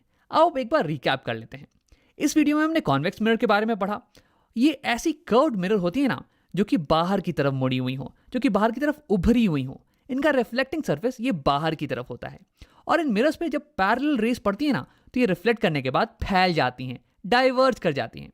और इनका एप्लीकेशन हमने देखा पार्किंग मिरर में और रियर व्यू मिरर में। और ऐसा इसलिए क्योंकि इस मिरर की मदद से हम एक बहुत ही वाइड एंगल की चीज़ों को देख सकते हैं आसानी से। इस वीडियो में हम एक कॉनकेव मिरर और कॉन्वेक्स मिरर के सामने एक ऑब्जेक्ट को रखने वाले हैं अलग अलग डिस्टेंसेस पे। उसके बाद हम रे डायग्राम बना के ये देख लेंगे कि इसकी इमेजेस कहाँ कहाँ पे बन रही है और उसकी नेचर क्या क्या है। उसके बाद मैं एक असली एक्सपेरिमेंट करके तुम्हें ये दिखाऊंगा कि असल में ऐसा होता है या नहीं होता है। तो अब चालू करते हैं। यहाँ मैंने ले लिया है एक कॉनकेव मिरर और मैंने ऑब्जेक्ट को कहीं दूर पे रख दिया है। सेंटर ऑफ कर्वेचर से भी कहीं ज़्यादा दूर पे मैंने ऑब्जेक्ट को रख दिया है। अब देखो इसकी इमेज बनाने के पहले मैं इसकी एक पॉइंट की इमेज बनाने वाला हूँ। तो कोई से भी पॉइंट मैं ले सकता हूँ इसकी बॉडी के ऊपर। मैं लेने वाला हूँ इसकी टॉप मोस्ट पॉइंट को। अब इस पॉइंट से बहुत सारी लाइट रेस निकल रही होंगी हर एक डायरेक्शन में, लेकिन मुझे तो केवल उन लाइट रेस से मतलब है जो कि आगे जाके मिरर पे इंसिडेंट हो। मैं उन सारी इंसिडेंट लाइट रेस की रिफ्लेक्टेड लाइट रेस को ड्रॉ कर दूंगा और फिर देखूंगा कि वो कहाँ पे मिल रही हैं। तो देखो, अगर मैं एक रैंडम लाइट रे को लूं जो कि किसी भी एंगल पे जाए, तो फिर उसमें तो बहुत मेहनत लग जाएगी यार। मुझे इंसिडेंट पॉइंट पे नॉर्मल को ड्रॉ करना पड़ेगा, फिर एंगल ऑफ इंसिडेंस को मेजर करके उसके बराबर का एंगल ऑफ रिफ्लेक्शन ड्रॉ करना पड़ेगा और फिर रिफ्लेक्टेड रे को ड्रॉ करना पड़ेगा। ऐसे करने में तो बहुत टाइम लगने वाला है। तो मैं क्या करूंगा, मैं एक ऐसी कॉमन रे को लूंगा ना जिसका पाथ मुझे पहले से ही पता है। जैसे कि अगर मैं एक ऐसी लाइट रे लूं जो कि यहां से चल के जाए parallel to the principal axis और उसके बाद फिर मिरर पे इंसिडेंट हो, तो मुझे पता है कि ये लाइट रे रिफ्लेक्शन के बाद ये फोकस के थ्रू ही पास करने वाली है। ये रिफ्लेक्शन के बाद फोकस के थ्रू पास करेगी, यानी कि कोई भी लाइट रे जो कि पैरेलल जाए प्रिंसिपल एक्सिस के, वो रिफ्लेक्शन के बाद फोकस से ही पास करती है। ये देखो, मैंने एरो हेड भी बना दिया है। तो ये तो हो गया पहला लाइट रे। अब एक और लाइट रे ले लेते हैं। देखो, और भी बहुत सारी कॉमन लाइट रेस हैं। जैसे कि एक लाइट रे जो कि फोकस से जाएगी वो पैरेलली रिफ्लेक्ट करने वाली है, और एक जो कि सेंटर ऑफ कर्वेचर से जाएगी वो अपने पाथ को रिट्रेस करने वाली है। अब देखो, एक और कॉमन रे हो गई जो कि इस पॉइंट से चल के जाए और हमारे पोल पे इंसिडेंट हो, कुछ ऐसी रे।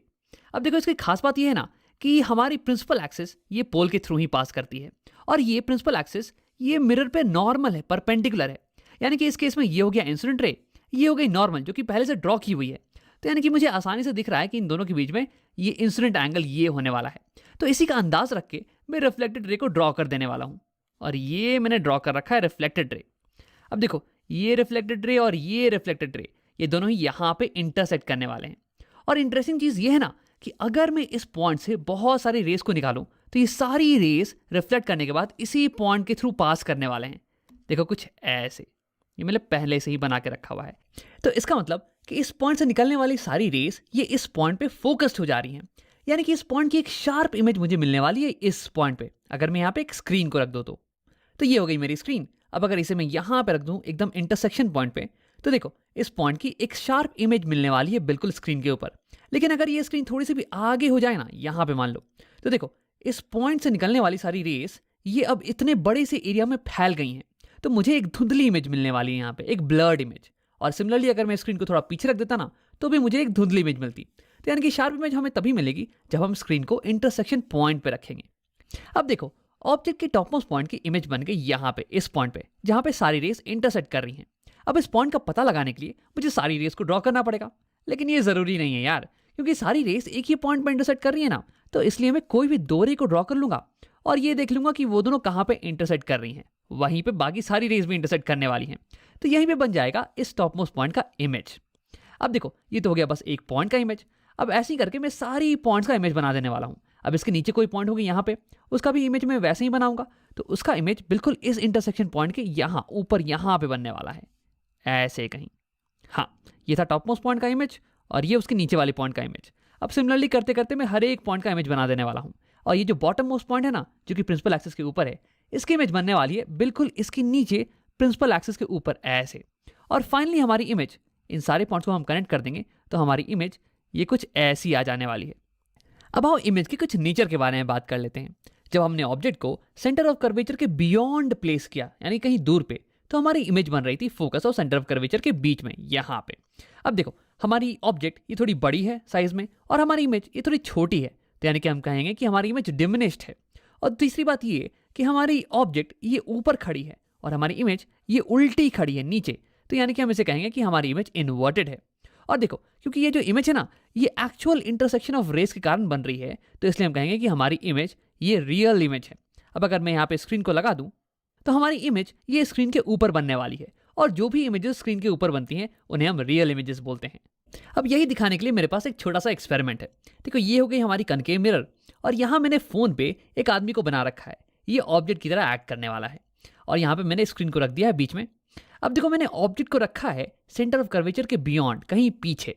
अब क्या होगा कि इससे लाइट रेस निकल के आएंगी, कॉनकेव मिरर से रिफ्लेक्ट करने के बाद ये यहाँ पे मिल जाने वाली हैं, इंटरसेक्ट करने वाली हैं। मैंने स्क्रीन को बिल्कुल एग्जैक्टली वहीं पे रखा है ताकि इस ऑब्जेक्ट की एक शार्प इमेज बन जाए स्क्रीन के ऊपर।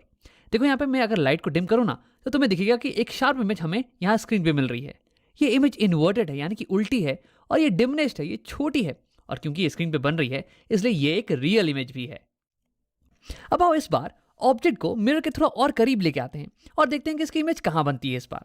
तो सबसे पहले मैं स्क्रीन को यहाँ से थोड़ा हटा देता हूँ और ये रही मेरी ऑब्जेक्ट और ये हम इसे ले आए मिरर के थोड़ा करीब यहाँ पे।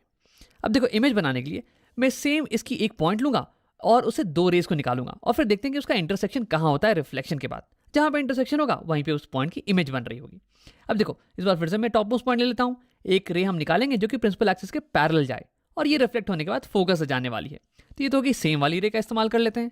मैं इसे बस यहाँ से डिलीट कर देता हूँ। हाँ, अब सेकेंड रे इसे मैं लूँगा यहाँ से और ये जाएगी पोल पे हिट करके। टॉप मोस्ट पॉइंट से एक रे गई, पोल पे हिट की और इतना ही एंगल बना के ये रिफ्लेक्ट कर जाने वाली है नीचे।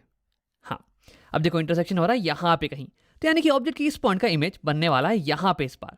अब वैसे ही करके मैं और सारी अगर पॉइंट्स लूँ इसके नीचे तो उन सबकी इमेज बन जाएगी इसके नीचे ऐसे ऐसे करके। तो यानी कि इमेज इस बार ये थोड़ा और पीछे खसक गया है, मिरर से थोड़ा और दूर चला गया है। यानी कि जैसे जैसे ऑब्जेक्ट पास आएगी ना ये मिरर के, वैसे वैसे इमेज ये दूर जाने वाली है। और एक और नजरिया ये भी है कि जैसे जैसे ऑब्जेक्ट सेंटर ऑफ कर्वेचर के पास आ रही है ना, वैसे वैसे इमेज ये भी सेंटर ऑफ कर्वेचर के पास जा रही है। अब इसे घसका देते हैं थोड़ा, ये इमेज यहाँ बनने वाली है। और हाँ, ये अभी भी इन्वर्टेड है। और दूसरी चीज़ तुम्हें ये दिख रही होगी कि इमेज ये थोड़ी सी बड़ी हो गई है इस बार। तो जैसे जैसे ऑब्जेक्ट पास आ रहा है सेंटर ऑफ कर्वेचर के, वैसे वैसे इमेज ये भी पास आ रही है सेंटर ऑफ कर्वेचर के और थोड़ी थोड़ी बड़ी होती जा रही है। लेकिन अभी भी ये ऑब्जेक्ट के साइज से तो छोटी है। और देखो क्योंकि यहाँ पे असली में इंटरसेक्शन हो रहा है, इसलिए हम इसको बना सकते हैं एक स्क्रीन पे। अगर मैं यहाँ पे स्क्रीन रख दूँ तो यहाँ पे ये इमेज स्क्रीन पे बन जाने वाली है और इसलिए मैं कहूँगा कि ये इमेज ये एक रियल इमेज है। अब देखो एक्सपेरिमेंट में भी हमें सेम चीज़ देखने को मिलता है। जैसे जैसे मैं ऑब्जेक्ट को पास लेके आ रहा हूँ मिरर के, वैसे वैसे इमेज ये पीछे खिसकती चली जा रही है। और हाँ, इमेज की साइज ये धीरे धीरे बड़ी होती चली जा रही है। अब आप ऑब्जेक्ट को मिरर के थोड़ा और करीब लेके आते हैं। इसे मैं सेंटर ऑफ कर्वेचर के ऊपर ही रख देने वाला हूँ। तो इस बार इसके टॉप मोस्ट पॉइंट का इंटरसेक्शन बिल्कुल सेंटर ऑफ कर्वेचर के नीचे ही होने वाला है और हमारी इमेज ये बिल्कुल सेंटर ऑफ कर्वेचर के नीचे ही बनने वाली है। और इस पर खास बात ये है ना कि हमारी इमेज की साइज ये बिल्कुल ही सेम होने वाली है ऑब्जेक्ट के साइज के बराबर। हमारी इमेज अभी भी इन्वर्टेड है, ये अभी भी रियल है और ये इस बार सेम साइज की है एज ऑब्जेक्ट साइज। देखो यहाँ एक्सपेरिमेंट में भी मैंने ऑब्जेक्ट को एक्जैक्टली सेंटर ऑफ कर्वेचर के ऊपर रखा है और स्क्रीन को बिल्कुल उसके नीचे। और तुम्हें दिख रहा होगा कि ऑब्जेक्ट और इमेज इन दोनों के साइज एकदम बराबर है। अब आओ ऑब्जेक्ट को मिरर के थोड़ा और करीब लेके आते हैं। इस बार मैं इसे फोकस और सेंटर ऑफ कर्वेचर के बीच में लाने वाला हूं यहाँ। तो इस बार रेस का इंटरसेक्शन होने वाला है बियॉन्ड सेंटर ऑफ कर्वेचर। तो यानी कि हमारी इमेज ये और पीछे बनने वाली है और दूर बनने वाली है मिरर से और हमारी इमेज ये और भी ज्यादा बड़ी होने वाली है। इस बार ऑब्जेक्ट की साइज से ये बड़ी हो जाने वाली है। अब आओ इसी चीज को एक्सपेरिमेंट में देखते हैं। मैंने यहाँ पे ऑब्जेक्ट को फोकस और सेंटर ऑफ कर्वेचर के बीच में लगा रखा है और हमारी स्क्रीन ये कहीं पीछे है बियॉन्ड सी। अब अगर मैं लाइट्स को डिम करूँ ना तो तुम्हें एक प्यारी सी इमेज दिख जाने वाली है स्क्रीन के ऊपर। देखो यहाँ पे तुम्हें दिख रहा होगा कि ये इमेज की साइज ये कितनी बड़ी है ऑब्जेक्ट की साइज से। तो यानी कि जैसे जैसे मैं ऑब्जेक्ट को मिरर के करीब ला रहा हूँ ना, तो वैसे वैसे हमारी इमेज ये मिरर से दूर जाती चली जा रही है और इसकी हाइट ये भी बढ़ती चली जा रही है। तो अब इस बार ऑब्जेक्ट को हम फोकस पे ही रख देते हैं। तो इस बार क्या होगा कि रिफ्लेक्टेड रेस ये रिफ्लेक्ट करने के बाद पैरेलल जाने वाली है एक दूसरे के, कुछ ऐसे। तो देखो पैरेलल रेस ये तो कहीं पे इंटरसेक्ट करने वाली है नहीं और अगर इंटरसेक्शन नहीं हुआ तो इसका मतलब इमेज नहीं बनने वाली है। तो यानी कि जब ऑब्जेक्ट फोकस पे रखी जाती है तो इमेज उसकी बिल्कुल नहीं बनती है। या फिर देखो मैथ में हम ये कहते हैं कि पैरेलल लाइंस ये कहीं इन्फिनिटी पे जाके मिलती हैं। तो हम ये कह सकते हैं कि जब ऑब्जेक्ट फोकस पे हो तो या तो उसकी कोई इमेज नहीं बनेगी या तो उसकी इमेज इन्फिनिटी पे बनने वाली है। तो चलो ऑब्जेक्ट को थोड़ा और करीब लाते हैं मिरर के। इस बार मैं ऑब्जेक्ट को पोल और फोकस के बीच में रख देने वाला हूं कहीं यहाँ पे। तो इस बार जो टॉप मोस्ट पॉइंट से रेस निकलेंगी ना, वो रिफ्लेक्ट होने के बाद डाइवर्ज करने वाली है, कुछ ऐसे। देखो तो इस केस में ये दोनों रिफ्लेक्टेड रेस एक दूसरे से दूर जा रही हैं, यानी कि ये आगे जाके एक पॉइंट पे इंटरसेक्ट नहीं करने वाली हैं, एक पॉइंट पे नहीं मिलने वाली हैं। तो इसका मतलब ये हो गया कि इस केस में मुझे कोई भी रियल इमेज नहीं मिलने वाली है। और ऐसा इसलिए क्योंकि इस केस में रिफ्लेक्टेड रेस ये एक पॉइंट पे फोकस नहीं हो सकती हैं, इन्हें मैं स्क्रीन के ऊपर फोकस नहीं करवा सकता हूं। तो यानी कि कोई भी रियल इमेज नहीं मिलने वाली है। लेकिन देखो अगर तुम अपनी आंखों के यहाँ पे लगा दो ये ऐसे और ये दोनों रेस तुम्हारी आंखों में जाएं, तो तुम्हारा ब्रेन इन दोनों रेस को पीछे की तरफ प्रोड्यूस करने वाला है और तुम्हारे ब्रेन को लगेगा ना कि ये दोनों रेस इस पॉइंट से ऑरिजिनेट कर रही हैं और तुम्हारे ब्रेन के अनुसार ये हो जाएगी इन दोनों रेस की सोर्स। तो यानी कि ये पॉइंट ये हो जाने वाला है इमेज तुम्हारे ब्रेन के लिए। और क्योंकि ये रियल नहीं है इसलिए इसे हम बुलाते हैं वर्चुअल इमेज। इसे हम किसी स्क्रीन पर नहीं उतार सकते हैं। अब देखो ये तो हो गई इमेज इस ऑब्जेक्ट के टॉप मोस्ट पॉइंट की। अब सिमिलरली अगर मैं इसके नीचे कोई भी पॉइंट लूं तो उनकी इमेज इसके जस्ट नीचे बन जाने वाली है। और फिर सिमिलरली इस बॉटम मोस्ट पॉइंट की इमेज ये इसके जस्ट नीचे प्रिंसिपल एक्सिस पे ही बन जाने वाली है। और फाइनली हमारे पास इमेज ये ऐसी आने वाली है। तो हमारी इमेज ये ऑब्जेक्ट के साइज से बड़ी है, तो यानी कि हम कहेंगे कि हमारी इमेज मैग्नीफाइड है। और हमारी इमेज ये प्रिंसिपल एक्सिस के सेम साइड खड़ी है जैसे कि हमारा ऑब्जेक्ट, ये भी सीधा खड़ा है और ये भी सीधी खड़ी है। यानी कि इंग्लिश में हम इसे कहेंगे कि हमारी इमेज इज इरेक्ट। और ये हमारी हो गई वर्चुअल इमेज, ये रियल नहीं है। वर्चुअल मतलब कि नकली इमेज। देखो यहाँ से लाइट रेस निकलती हुई दिख रही है हमारी ब्रेन को, लेकिन असल में लाइट रेस यहाँ से निकल नहीं रही हैं, ये तो बस हमारे ब्रेन को ऐसा दिख रहा है ना। और इस इमेज को मैं एक स्क्रीन पर नहीं उतार सकता हूँ, इसलिए इस इमेज को हम नकली इमेज बोलते हैं, वर्चुअल इमेज। अब देखो यहाँ एक्सपेरिमेंट में मैंने ऑब्जेक्ट को रख दिया है पोलर फोकस के बीच में। अब इस केस में मुझे स्क्रीन की तो जरूरत है ही नहीं, क्योंकि इमेज स्क्रीन पर नहीं बनने वाला है इस बार। लेकिन अगर मैं डायरेक्टली मिरर में देखूँ ना, तो मुझे एक मैग्नीफाइड यानी कि बहुत बड़ी और इरेक्ट यानी कि सीधी खड़ी हुई इमेज दिखने वाली है। और ये इमेज वर्चुअल होने वाली है, क्योंकि इसे हम स्क्रीन पर नहीं उतार सकते हैं। अब देखो कनकेव मिरर में अभी तक हम इन्वर्टेड इमेजेस को ही देखते आ रहे हैं। ये पहला केस है जहां पे मुझे एक सीधी खड़ी हुई और मैग्नीफाइड इमेज मिली है। अब कनकेव मिरर की इसी प्रॉपर्टी का हम इस्तेमाल करते हैं शेविंग मिरर या फिर मेकअप मिरर में, जहां पे हमें जरूरत होती है कि हमें हमारा चेहरा बड़ा और सीधा दिखे। तो ये तो हो गई कनकेव मिरर की कहानी। अभी तक हमने कुछ इंपॉर्टेंट चीजें ये देखी कि नंबर 1, जब भी ऑब्जेक्ट फोकस से दूर हो तो हमें रियल इमेजेस मिलती हैं, और जब भी ये फोकस के अंदर हो तो हमें वर्चुअल इमेजेस मिलती हैं। नंबर 2, जब भी हमें रियल इमेजेस मिले ना, तो वो इन्वर्टेड होने वाली है, उल्टी खड़ी होने वाली हैं। और वर्चुअल इमेजेस ये सीधी खड़ी होने वाली है, इरेक्ट होने वाली हैं। और नंबर 3, ऑब्जेक्ट जितना पास होगा फोकस के, इमेज उतनी ही ज्यादा बड़ी होने वाली है। अब आओ जल्दी से कॉन्वेक्स मिरर की भी बात कर लेते हैं। तो मैं इसे हटा देता हूं कनकेव को, और ये आ गया मेरा कॉन्वेक्स मिरर। देखो कॉन्वेक्स मिरर ये बाहर की तरफ उभरा हुआ होता है, यानी कि इसकी रिफ्लेक्टिंग साइड अब ये वाली साइड होने वाली है। यानी कि मुझे ऑब्जेक्ट को इसके सामने रखना चाहिए, कुछ ऐसे। हाँ, अब अगर मुझे इसकी इमेज बनानी है तो हम सेम चीज़ें करेंगे। इस ऑब्जेक्ट की टॉप मोस्ट पॉइंट से मैं 2 रेस को निकालने वाला हूँ। एक रे तो वही हो गया पैरेलल टू प्रिंसिपल एक्सिस। अब इसे मैं बना देता हूँ ऐसे, यहाँ से जाएगा पैरेलल टू प्रिंसिपल एक्सिस, और उसके बाद इंसिडेंट होने वाला है हमारे मिरर पे। अब ये रिफ्लेक्ट करने के बाद ये ऐसे फोकस के थ्रू नहीं जाने वाला है, बल्कि ये पीछे रिफ्लेक्ट होने वाला है। ये रिफ्लेक्टिंग साइड है, तो इसलिए ये रेस को क्रॉस नहीं कर सकता है ना। तो इसकी रिफ्लेक्टेड रे हो गई कुछ ऐसे। अब देखो ये जो रे है ना, अगर इसे तुम पीछे की तरफ प्रोड्यूस करोगे तो ये लगेगा कि ये रे इस फोकस से ही आ रही है, कुछ ऐसे। अब इस पॉइंट से मैं एक और रे को इंसिडेंट करवाने वाला हूं मिरर पे, यहां पोल पे इंसिडेंट करवाते हैं। तो ये हो गई मेरी सेकेंड रे। अब देखो ये इंसिडेंट रे है, ये है नॉर्मल, ये हो गया एंगल ऑफ इंसिडेंस। अब सेम एंगल पे ये रे नीचे रिफ्लेक्ट कर जाने वाली है, तो ये हो गया रिफ्लेक्टेड रे। अब देखो ये दोनों ही रिफ्लेक्टेड रेस ये डाइवर्जिंग रेस हैं, यानी कि ये आगे जाके कहीं मिलने वाली है नहीं, ये तो अलग अलग जा रही हैं एक दूसरे से। यानी कि इस केस में भी हमें रियल इमेज नहीं मिलने वाली है। लेकिन अगर तुम अपनी आंख को यहाँ पे लगाओ ना, तो तुम्हारे ब्रेन को लगेगा कि ये दोनों रेस पीछे से कहीं से आ रही हैं। ये देखो मैं ये येलो वाली रे को भी पीछे की तरफ प्रोड्यूस कर देता हूँ, तो तुम्हारे ब्रेन को लगेगा कि ये दोनों ही रेस यहाँ से ओरिजिनेट कर रही हैं। तो यानी कि ये वाला पॉइंट ये हो गया virtual image of this point object. अब वैसे ही अगर इसके नीचे वाले पॉइंट की तुम इमेज बनाओ तो उसकी इमेज इसके नीचे बनने वाली है, और सिमिलरली इस सारे पॉइंट्स की इमेज इसके नीचे बन जाएगी, और हमें इमेज ऐसी दिखने वाली है फाइनली। तो इस केस में हमारी इमेज ये मिरर के पोल और फोकस के बीच में बन रही है। हमारी इमेज छोटी है ऑब्जेक्ट के साइज से, यानी कि ये डिमिनिश्ड है, और हमारी इमेज और ऑब्जेक्ट दोनों ही सेम साइड पे खड़े हैं ऊपर की तरफ, तो यानी कि हमारी इमेज इरेक्ट है। और हमारी इमेज तो वर्चुअल है, क्योंकि इसे हम किसी भी स्क्रीन पर नहीं बना सकते। और एक अमेजिंग चीज कॉन्वेक्स मिरर के केस में ये है कि तुम ऑब्जेक्ट को कहीं पे भी रखो, इमेज हमेशा पोल और फोकस के बीच में ही बनने वाला है, एक डिमिनिश्ड, इरेक्ट और वर्चुअल इमेज। अब मेरे दोस्त महेश ने एक पार्किंग लॉट से एक पार्किंग मिरर की मुझे फोटो भेजी। पार्किंग मिरर्स ये कॉन्वेक्स मिरर्स होते हैं। देखो इसमें तुम्हें एक ट्रक की फोटो दिख रही होगी। देखो ये ट्रक कितना छोटा दिख रहा है, तो यानी कि ये ट्रक की इमेज ये डिमिनिश्ड है और ये इरेक्ट है, ये सीधी खड़ी हुई है, just like our ray diagram.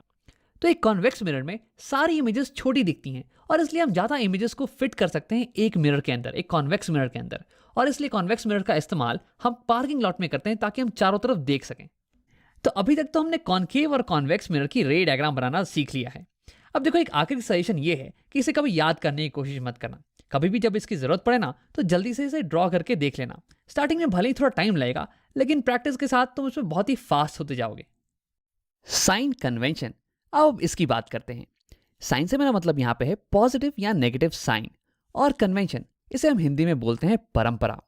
जैसे कि इंडिया में एक परंपरा है कि जब भी तुम रोड पे गाड़ी चलाओ तो हमेशा लेफ्ट साइड में ही गाड़ी चलाना। अब अगर हर एक इंसान इस परंपरा को फॉलो करे तो ज़िंदगी बहुत ही आसान हो जाती है, बहुत ही कम एक्सीडेंट्स होते हैं। वैसे ही फिजिक्स में हमारे पास बहुत सारी परंपराएं हैं जिन्हें अगर हम फॉलो करें तो चीज़ें बहुत ही आसान हो जाती हैं। जैसे कि अगर तुम एक मिरर या फिर लेंस में किसी भी ऑब्जेक्ट की इमेज बनाओ कुछ ऐसे, और तुम्हें इस इमेज की एग्जैक्ट डिस्टेंस पता करनी हो या फिर एग्जैक्ट हाइट, तो देखो इस बार तुम्हें मैथ्स का इस्तेमाल करना पड़ेगा। केवल रे डायग्राम से काम नहीं चलने वाला है। तो ऐसा करने के लिए हमें कुछ मेजरमेंट्स लेने पड़ेंगी, जैसे कि ऑब्जेक्ट की एग्जैक्ट दूरी कितनी है या फिर ऑब्जेक्ट की हाइट कितनी है। और इन मेजरमेंट्स को हम साइन के साथ लेने वाले हैं, पॉजिटिव या नेगेटिव साइन के साथ। अब कब कोई मेजरमेंट पॉजिटिव होगी या नेगेटिव, इसे बताने के लिए हम कुछ रूल्स का फॉलो करते हैं, कुछ परंपराओं का फॉलो करते हैं, जो कि चीज़ों को बहुत ही आसान बना देती हैं। और इसी परंपरा को, इन्हीं रूल्स को हम कहते हैं साइन कन्वेंशन। तो यानी कि साइन कन्वेंशन, ये इसकी डेफिनेशन हो गई, rules to apply positive and negative signs to measurements. अब देखो, मुझे पता है कि तुम्हारे दिमाग में बहुत सारे सवाल उठ रहे होंगे कि कैसे इन मेजरमेंट्स को लें और कैसे इसे इस्तेमाल करें। तो देखो, घबराने की बात नहीं है। इस वीडियो के अंत तक तुम्हें ये सारी चीज़ें क्लियर हो जाने वाली है। सबसे पहले मैं तुम्हें साइन कन्वेंशन के रूल्स बताऊंगा और फिर कुछ एग्जाम्पल्स में इन्हें अप्लाई करके भी दिखाने वाला हूं। तो आप शुरू करते हैं, एक एग्जाम्पल लेते हैं और उसकी मदद से सारे रूल समझते हैं। तो यहाँ पे है मेरे पास एक मिरर। वैसे तो लेंस के लिए भी सेम रूल्स ही अप्लाई होने वाले हैं, तो कोई घबराने वाली बात नहीं है। यहाँ मेरे पास एक कॉनकेव मिरर, और तुम्हें याद होगा कि इसे कॉनकेव क्यों बुलाते हैं, क्योंकि इसकी रिफ्लेक्टिंग साइड ये केव बना रही होती है। और रूल नंबर 1 ये कहता है कि जितनी भी डिस्टेंस तुम्हें मेजर करनी हो ना, वो डिस्टेंसेस इस मिरर के पोल से होने वाली हैं। अब तुम्हें यह भी याद होगा कि पोल किसी भी मिरर का सेंटर पॉइंट होता है, ये वाला पॉइंट, इसे हम कहते हैं पोल। अब वैसे यहाँ पे बस 3 ही डिस्टेंसेस हैं जो कि तुम्हें मेजर करनी होंगी। पहली हो गई ऑब्जेक्ट की डिस्टेंस, यानी कि ऑब्जेक्ट कितनी दूर पे है पोल से। दूसरी होगी इमेज की डिस्टेंस, यानी कि इमेज कितनी दूर पे है पोल से। और तीसरी होगी फोकल लेंथ, यानी कि फोकस की डिस्टेंस, फोकस कितनी दूर पे है पोल से। तो ये हो गया हमारा रूल नंबर 1। अब मैं यहाँ पे थोड़ी जगह बचाने के लिए इसे यहाँ पे लिखने वाला नहीं हूँ, तो तुम इसे अपने दिमाग में ही रख लेना। अब आगे बढ़ते हैं। देखो, यहाँ इस केस में तीनों मेजरमेंट्स ये मिरर के आगे ही बन रही थी, लेकिन ऐसा हमेशा हो ये ज़रूरी नहीं है। जैसे कि इस केस में तो इमेज ये मिरर के आगे है, लेकिन किसी और एग्जाम्पल में इमेज ये मिरर के पीछे भी बन सकती है। देखो, इस एग्जाम्पल में इमेज मान लो कि कुछ 5 मीटर आगे है, लेकिन किसी दूसरे एग्जाम्पल में ये 5 मीटर पीछे बन रही हो।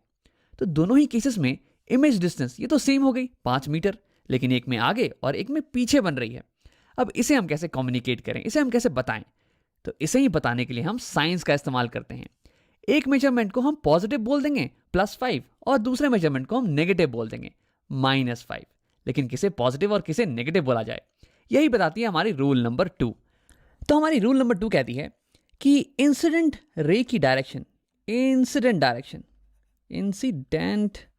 डायरेक्शन, इसे हम पॉजिटिव मानने वाले हैं। अब देखो, इसका मतलब ये हुआ कि यहाँ पे हमारी मिरर है और ये लेफ्ट वाला साइड ये हो गया इसका रिफ्लेक्टिंग साइड। तो यानी कि हम ऑब्जेक्ट को इस मिरर के आगे रखने वाले हैं, यहाँ पे रखने वाले हैं, तभी तो इमेज बनेगी। अब इसको अगर मैं पीछे रख दूंगा तब थोड़ा ना इमेज बनने वाली है।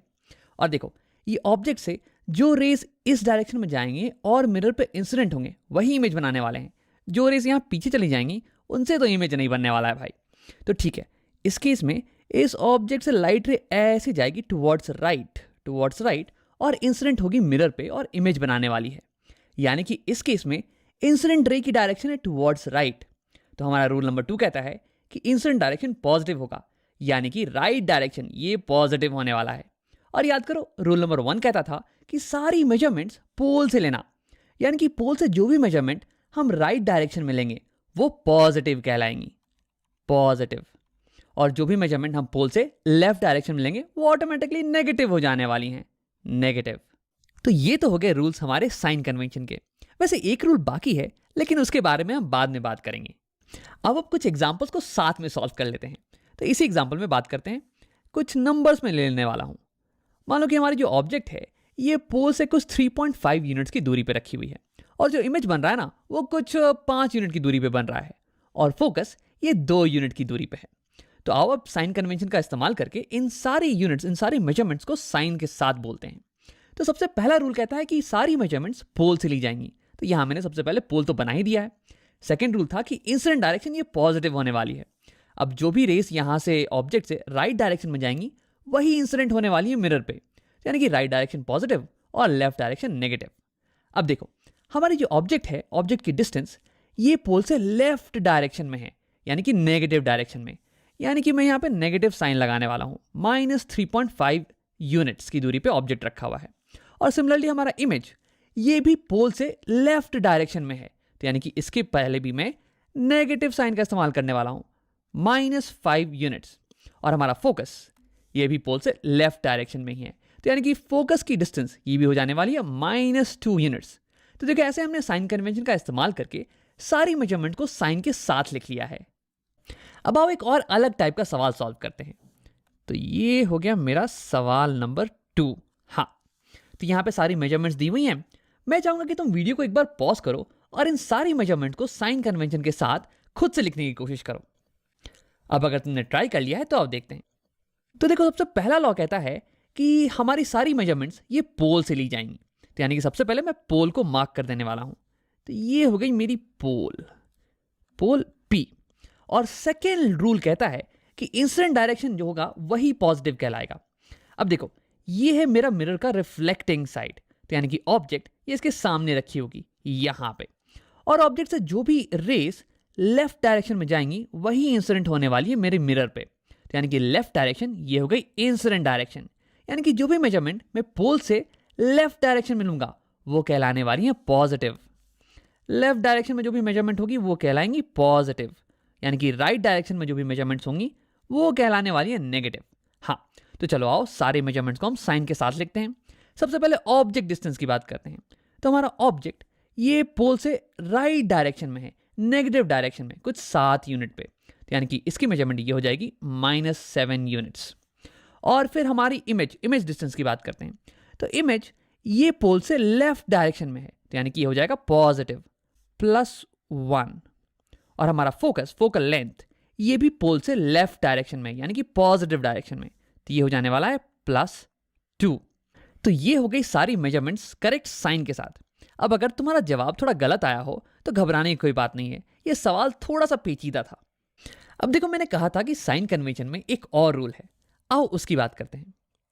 देखो, इस एग्जांपल में हमारी इमेज ये उल्टी खड़ी है प्रिंसिपल एक्सिस के नीचे, और इस एग्जांपल में हमारी इमेज ये सीधी खड़ी है प्रिंसिपल एक्सिस के ऊपर। तो हमें यहाँ ऊपर और नीचे इसमें भी अंतर बताना पड़ेगा ना।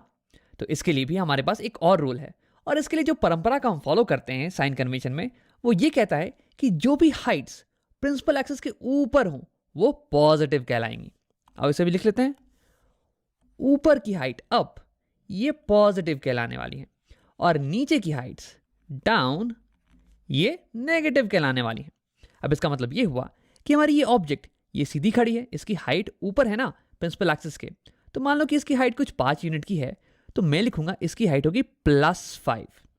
और इस इमेज की हाइट ये मान लो कि कुछ 6 यूनिट्स की है, और क्योंकि ये प्रिंसिपल एक्सिस के नीचे है इसलिए मैं इसे लिखूंगा माइनस के साथ, माइनस।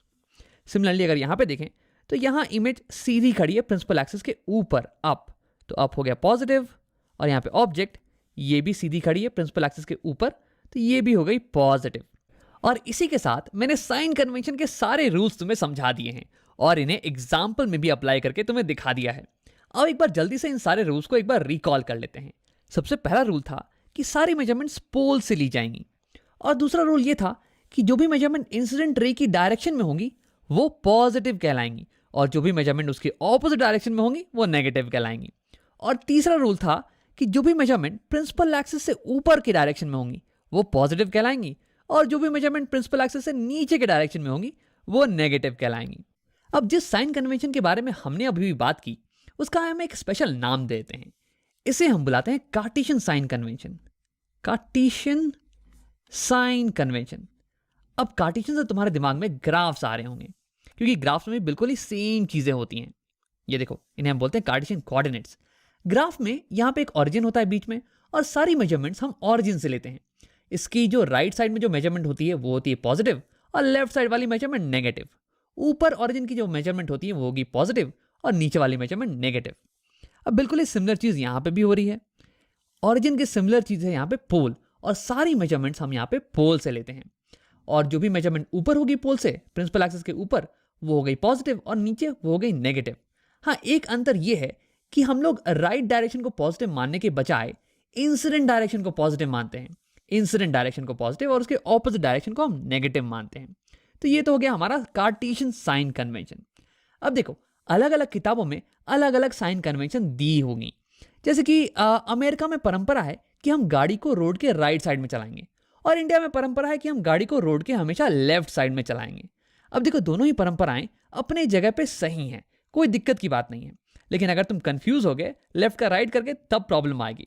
तो बस एक साइन कन्वेंशन को फॉलो करना, चाहे इस वाले साइन कन्वेंशन को फॉलो करना या फिर अपने किताब वाले साइन कन्वेंशन को, कोई दिक्कत वाली बात नहीं है। मुझे कार्टेशियन साइन कन्वेंशन, ये वाला साइन कन्वेंशन फॉलो करना पसंद है, क्योंकि क्या होगा ना, आगे जब मल्टीपल मिरर्स और मल्टीपल लेंसेज के सवाल आएंगे तो उसमें ये थोड़ा सा आसान पड़ जाने वाला है। बस इसलिए मैं इसे फॉलो करता हूं। अब देखो, एक आखिरी चीज, तुम्हारे दिमाग में एक सवाल उठ रहा होगा कि राम, साइन कन्वेंशन का इस्तेमाल करने से चीजें आसान कैसे हो जाती हैं। तो मैं एक ऐसे एग्जाम्पल का इस्तेमाल करने वाला हूं जहां तुमने पहले साइंस का इस्तेमाल कर रखा है, मोशन अंडर ग्रेविटी। देखो, जब बॉल नीचे गिर रही होती है ग्रेविटी के अंदर, तो तुम कहते हो कि उसकी वेलोसिटी नेगेटिव होने वाली है, और जब बॉल ऊपर उठ रही होती है तो तुम कहते हो उसकी वेलोसिटी पॉजिटिव होने वाली है। देखो, अगर हम साइन का इस्तेमाल नहीं करते तो हमें ये इंग्लिश लैंग्वेज में कहना पड़ता कि बॉल नीचे गिर रही है 4 मीटर पर सेकंड के हिसाब से, या फिर बॉल ऊपर उठ रही है 4 मीटर पर सेकंड के हिसाब से।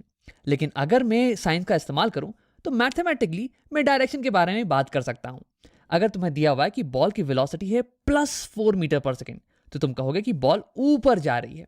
और अगर तुम्हें दिया हुआ है कि बॉल की वेलोसिटी है -4 मीटर पर सेकंड, तो तुम कहोगे कि बॉल नीचे की तरफ जा रही है।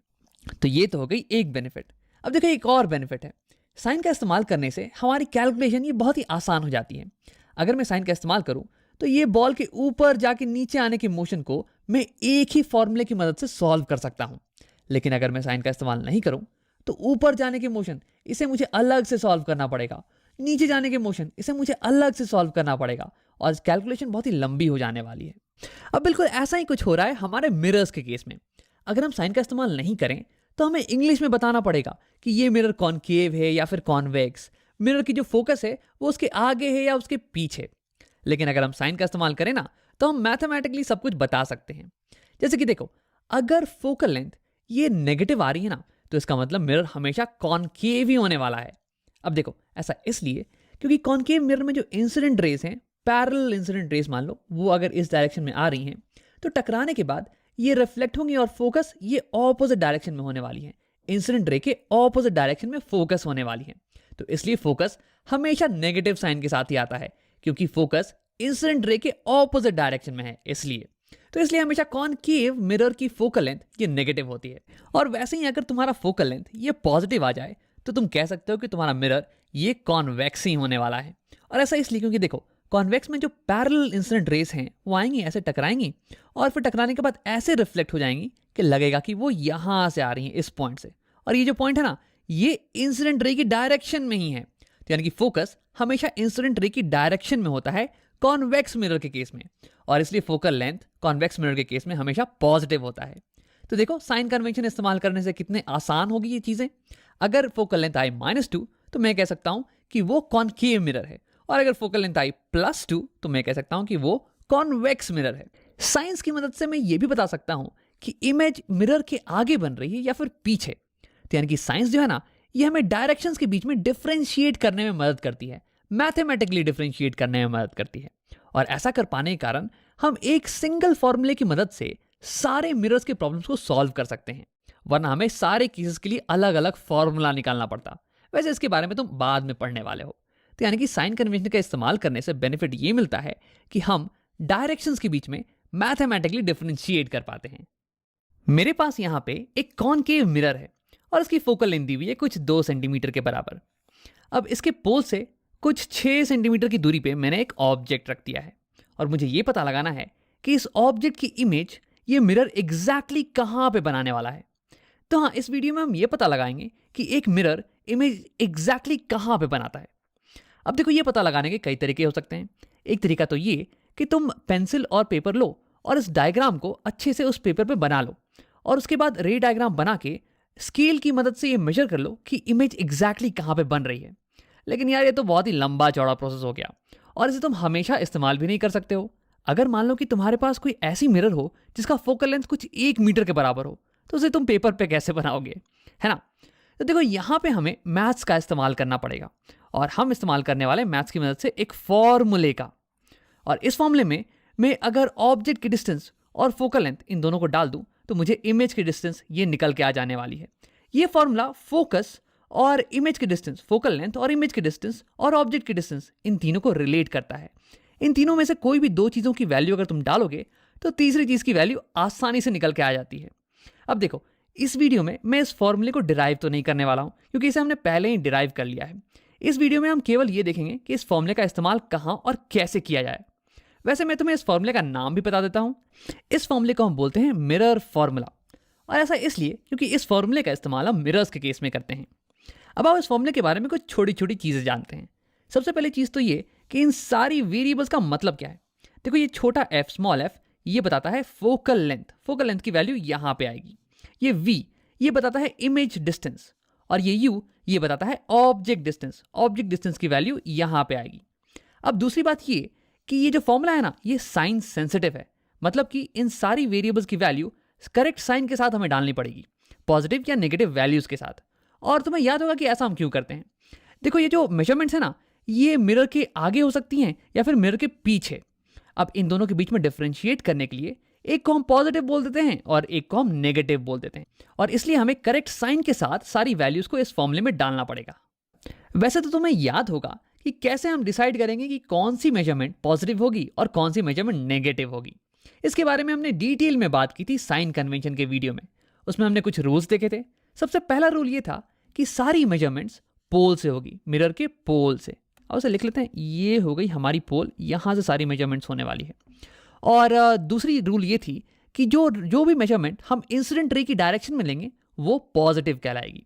अब देखो, ये हो गई हमारी ऑब्जेक्ट, यहाँ से रे चलेगी और राइट डायरेक्शन में जाएगी और इंसिडेंट होगी हमारे मिरर पे, यानी कि राइट डायरेक्शन ये हो गई इंसिडेंट रे की डायरेक्शन। और जो भी मेजरमेंट हम पोल से राइट डायरेक्शन में लेंगे वो पॉजिटिव कहलाएंगी, पॉजिटिव।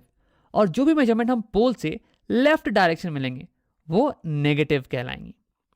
अब अगर तुम्हें इसमें थोड़ी डाउट लग रही हो ना, तो मैं चाहूंगा कि तुम साइन कन्वेंशन के वीडियो को एक बार अच्छे से देख के आ जाओ। अब अगर तुम्हें अपने आप पे कॉन्फिडेंस है तो चलो आओ आगे बढ़ते हैं। तो यहाँ मैं थोड़ी सी जगह बना लेता हूँ। हाँ, अब देखो, हमें इस वीडियो में पता लगाना है कि इमेज एग्जैक्टली कहाँ पे बनने वाला है, यानी कि हमें पता लगाना है इमेज की डिस्टेंस क्या है पोल से। हमें दिया हुआ है कि ऑब्जेक्ट की डिस्टेंस क्या है। ऑब्जेक्ट की डिस्टेंस इसे दिखा रहे हैं हम u वेरिएबल के साथ, और इमेज की डिस्टेंस इसे हम दिखा रहे हैं v वेरिएबल के साथ। हाँ, तो इमेज ऑब्जेक्ट की डिस्टेंस ये दी हुई है कुछ 6 सेंटीमीटर फ्रॉम द पोल, लेकिन हमें साइन का ध्यान रखना पड़ेगा। देखो, ये ऑब्जेक्ट जो है ये पोल से लेफ्ट डायरेक्शन में 6 सेंटीमीटर की दूरी पे है, और लेफ्ट ये हो गई नेगेटिव डायरेक्शन, ये इंसिडेंट रे के ऑपोजिट डायरेक्शन में है। तो यानी कि मैं लिखूंगा u is equal to -6 centimetres. अब आप बात करते हैं f के बारे में। इस फॉर्मूले में f भी तो है ना, तो मैं यहाँ पे लिख लूंगा f यानी कि फोकल लेंथ, और फोकल लेंथ ये जो फोकस है हमारा ये भी पोल से 2 सेंटीमीटर लेफ्ट डायरेक्शन में है, तो ये भी हो जाने वाला है -2 सेंटीमीटर। अब यहाँ के आगे फिजिक्स खत्म है, केवल अलजेब्रा बाकी है। हमें इन सारी वैल्यूज को इस फॉर्मूले में सब्स्टिट्यूट करना है, और जो वेरिएबल बाकी है ना उसकी वैल्यू अपने आप निकल के आ जाने वाली है। तो आओ करते हैं। तो देखो, ये हो गया 1/f, f की value -2 is equal to 1/v। अब v की वैल्यू तो हमें पता है नहीं, तो मैं 1/v को ऐसे ही लिख देने वाला हूं, प्लस 1/u, 1/u, और u की वैल्यू -6 सेंटीमीटर्स। देखो, मैं यहाँ पे सेंटीमीटर्स लिख नहीं रहा हूँ क्योंकि सारी जो यूनिट्स है सेंटीमीटर्स में, तो यानी कि v की वैल्यू ये सेंटीमीटर्स में ही आने वाली है। ठीक है। अब देखो, दूसरी चीज़ ये कि ये प्लस और ये माइनस, इसे मैं हटा के plus into minus is minus, इसे मैं हटा के माइनस ही लिख देता हूँ। हाँ, अब देखो, हम क्या करने वाले हैं कि हमें क्योंकि v निकालनी है ना, इसलिए मैं 1/v को एक साइड में ले आऊँगा और सारे नंबर्स को मैं दूसरे साइड में ले आऊँगा इक्वल टू साइन के। तो उसके लिए हम इक्वल टू साइन के दोनों साइड प्लस 1/6 करने वाले हैं, ताकि यहाँ से प्लस 1/6 और -1/6 गायब और प्लस 1/6 यहाँ पे आ जाए। तो आप लिखते हैं इक्वल टू के लेफ्ट हैंड साइड में आ जाएगा -1/2 और प्लस 1/6 प्लस 1/6, और इक्वल टू के इस साइड में यहाँ बच गया 1/v। यहाँ पे क्योंकि मैंने प्लस 1/6 कर दिया था, वो इस -1/6 को कैंसिल आउट कर देगा और केवल ये बच जाने वाला है। अब आओ इसे हम निकालते हैं कि ये फाइनली कितना आता है। तो ये हो जाने वाला है। देखो इन फ्रैक्शन को अगर हम सॉल्व करें, ये कॉमन डिनोमिनेटर हम लेंगे, 2 और 6 का कॉमन डिनोमिनेटर हो गया 6, और यहाँ पे देखो इसे हमें बराबर करना पड़ेगा 6 के, तो इसलिए मैं मल्टीप्लाई कर दूंगा ऊपर नीचे 3 से, इंटू 3 और इंटू 3, हाँ 3 टू द 6, और ये ऊपर में बच जाएगा -3। आओ लिख लेते हैं इसे, -3 प्लस 1, ये बराबर हो गया 1/v के, 1/v के। तो अब इसकी वैल्यू हो जाएगी -3 प्लस 1, ये हो गया -2, -2/6। इसे मैं यहां लिख लेता हूं, 1/v बराबर आ गया -2/6 के। इसे हम थोड़ा सा और सिंप्लीफाई कर सकते हैं। अगर मैं ऊपर नीचे 2 से डिवाइड कर दूं, तो ये 2 1 2 और ये 2 3 6, यानी कि 1/v इसकी वैल्यू आ गई -1/3 के। तो यानी कि अगर मैं इसका रेसिप्रोकल ले लूं, तो v की वैल्यू आ जाती है -3। और हाँ, ध्यान रखना कि सारे यूनिट जो है सेंटीमीटर्स में है, तो यानी कि v की वैल्यू आ रही है -3 सेंटीमीटर्स। इसका मतलब ये हुआ कि हमारी इमेज ये पोल से कुछ 3 सेंटीमीटर की दूरी पे बनने वाली है। लेकिन क्या तुम बता सकते हो कि वो किस साइड बनेगी, मिरर के आगे या मिरर के पीछे? तो देखो, क्योंकि हमारा साइन आ रहा है माइनस, इसका मतलब इमेज ये इस साइड बनने वाली है, मिरर के आगे 3 सेंटीमीटर की दूरी पे। अब उसे यहाँ पे बना लेते हैं एक बार, मिरर के 3 सेंटीमीटर आगे यहाँ पे कहीं हमारी इमेज बनने वाली है, 3 सेंटीमीटर, 3 सेंटीमीटर। तो हाँ, इससे तो हमने अपना सवाल सॉल्व कर लिया और इमेज के डिस्टेंस एग्जैक्टली निकाल लिए इस फॉर्मूले की मदद से। देखो इस फॉर्मूले में सबसे इंपॉर्टेंट चीज था साइन कन्वेंशन का ध्यान रखना। यहाँ पे अगर हमने साइन कन्वेंशन को ठीक से नहीं डाला होता तो बहुत सारी चीजें गलत हो जाती। देखो जब मैं यहाँ पे बोल रहा हूँ कि ऑब्जेक्ट डिस्टेंस ये -6 सेंटीमीटर है, इसका मतलब कि मैं फॉर्मूले को ये बता रहा हूँ कि ऑब्जेक्ट जो है ना वो मिरर से के आगे लाई कर रहा है। अगर यहीं पे मैं ऑब्जेक्ट डिस्टेंस में +6 सेंटीमीटर लिख देता तो मेरे फॉर्मूले को लगता कि ऑब्जेक्ट ये मिरर के पीछे लाई कर रहा है। हाँ मुझे पता है ये थोड़ा सा अजीब साउंड कर रही है कि ऑब्जेक्ट कैसे पीछे लाई कर सकता है, बट फॉर्मूला तो यही समझेगा ना, और हमें वो गलत आंसर दे देगा। अब सिमिलरली क्योंकि मैं यहाँ पे बोल रहा हूँ कि फोकस ये -2 सेंटीमीटर पे है, तो यानी कि फॉर्मूला मेरा ये समझ रहा है कि हम यहाँ पे कॉनकेव मिरर से डील कर रहे हैं, क्योंकि कॉनकेव मिरर की फोकस जो है ना वो आगे होती है। अब अगर यहाँ पे मैंने फोकस ये +2 सेंटीमीटर डाल दिया होता तो मेरे फॉर्मूले को लगता कि हम यहाँ पे कॉन्वेक्स मिरर से डील कर रहे हैं, क्योंकि कॉन्वेक्स मिरर की फोकस ये सेम डायरेक्शन में होती है इंसिडेंट रे के, पॉजिटिव डायरेक्शन में। तो यहाँ पे हमने अपना सवाल तो सॉल्व कर लिया है, हमने एग्जैक्टली पता लगा लिया कि इमेज कहाँ पे बनने वाली है इस केस में।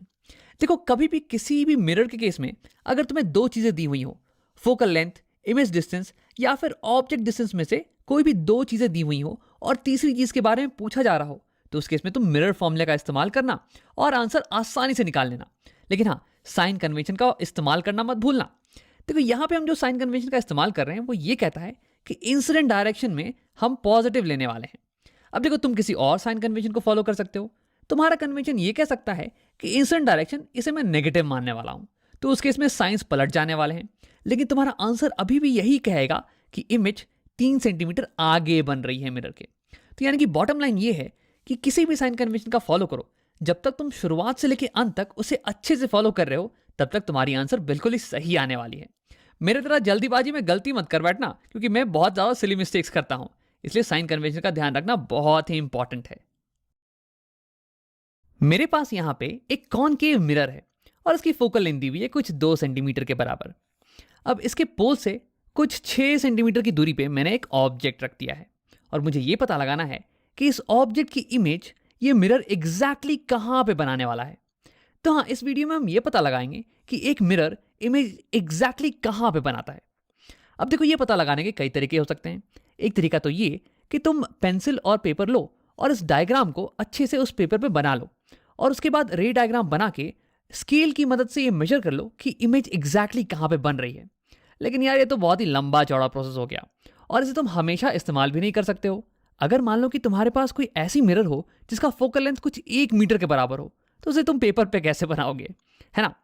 तो देखो यहाँ पे हमें मैथ्स का इस्तेमाल करना पड़ेगा और हम इस्तेमाल करने वाले मैथ्स की मदद से एक फॉर्मूले का।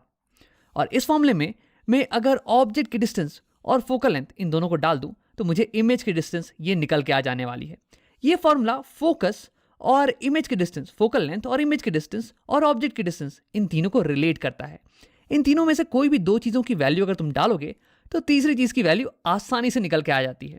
अब देखो, इस वीडियो में मैं इस फॉर्मूले को डिराइव तो नहीं करने वाला हूं, क्योंकि इसे हमने पहले ही डिराइव कर लिया है। इस वीडियो में हम केवल ये देखेंगे कि इस फॉर्मूले का इस्तेमाल कहाँ और कैसे किया जाए। वैसे मैं तुम्हें इस फॉर्मूले का नाम भी बता देता हूं। इस फॉर्मूले को हम बोलते हैं मिरर फॉर्मूला, और ऐसा इसलिए क्योंकि इस फॉर्मूले का इस्तेमाल हम मिरर्स के केस में करते हैं। अब आप इस फॉर्मूले के बारे में कुछ छोटी छोटी चीज़ें जानते हैं। सबसे पहली चीज़ तो ये कि इन सारी वेरिएबल्स का मतलब क्या है। देखो, ये छोटा f स्मॉल f ये बताता है फोकल लेंथ की वैल्यू यहाँ पे आएगी। ये v ये बताता है इमेज डिस्टेंस, और ये u ये बताता है ऑब्जेक्ट डिस्टेंस की वैल्यू यहाँ पे आएगी। अब दूसरी बात ये कि ये जो फॉर्मूला है ना, ये साइन सेंसिटिव है, मतलब कि इन सारी वेरिएबल्स की वैल्यू करेक्ट साइन के साथ हमें डालनी पड़ेगी, पॉजिटिव या नेगेटिव वैल्यूज के साथ। और तुम्हें याद होगा कि ऐसा हम क्यों करते हैं। देखो, ये जो मेजरमेंट्स है ना, ये मिरर के आगे हो सकती हैं या फिर मिरर के पीछे। अब इन दोनों के बीच में डिफरेंशिएट करने के लिए एक को हम पॉजिटिव बोल देते हैं और एक को हम नेगेटिव बोल देते हैं, और इसलिए हमें करेक्ट साइन के साथ सारी वैल्यूज को इस फॉर्मूले में डालना पड़ेगा।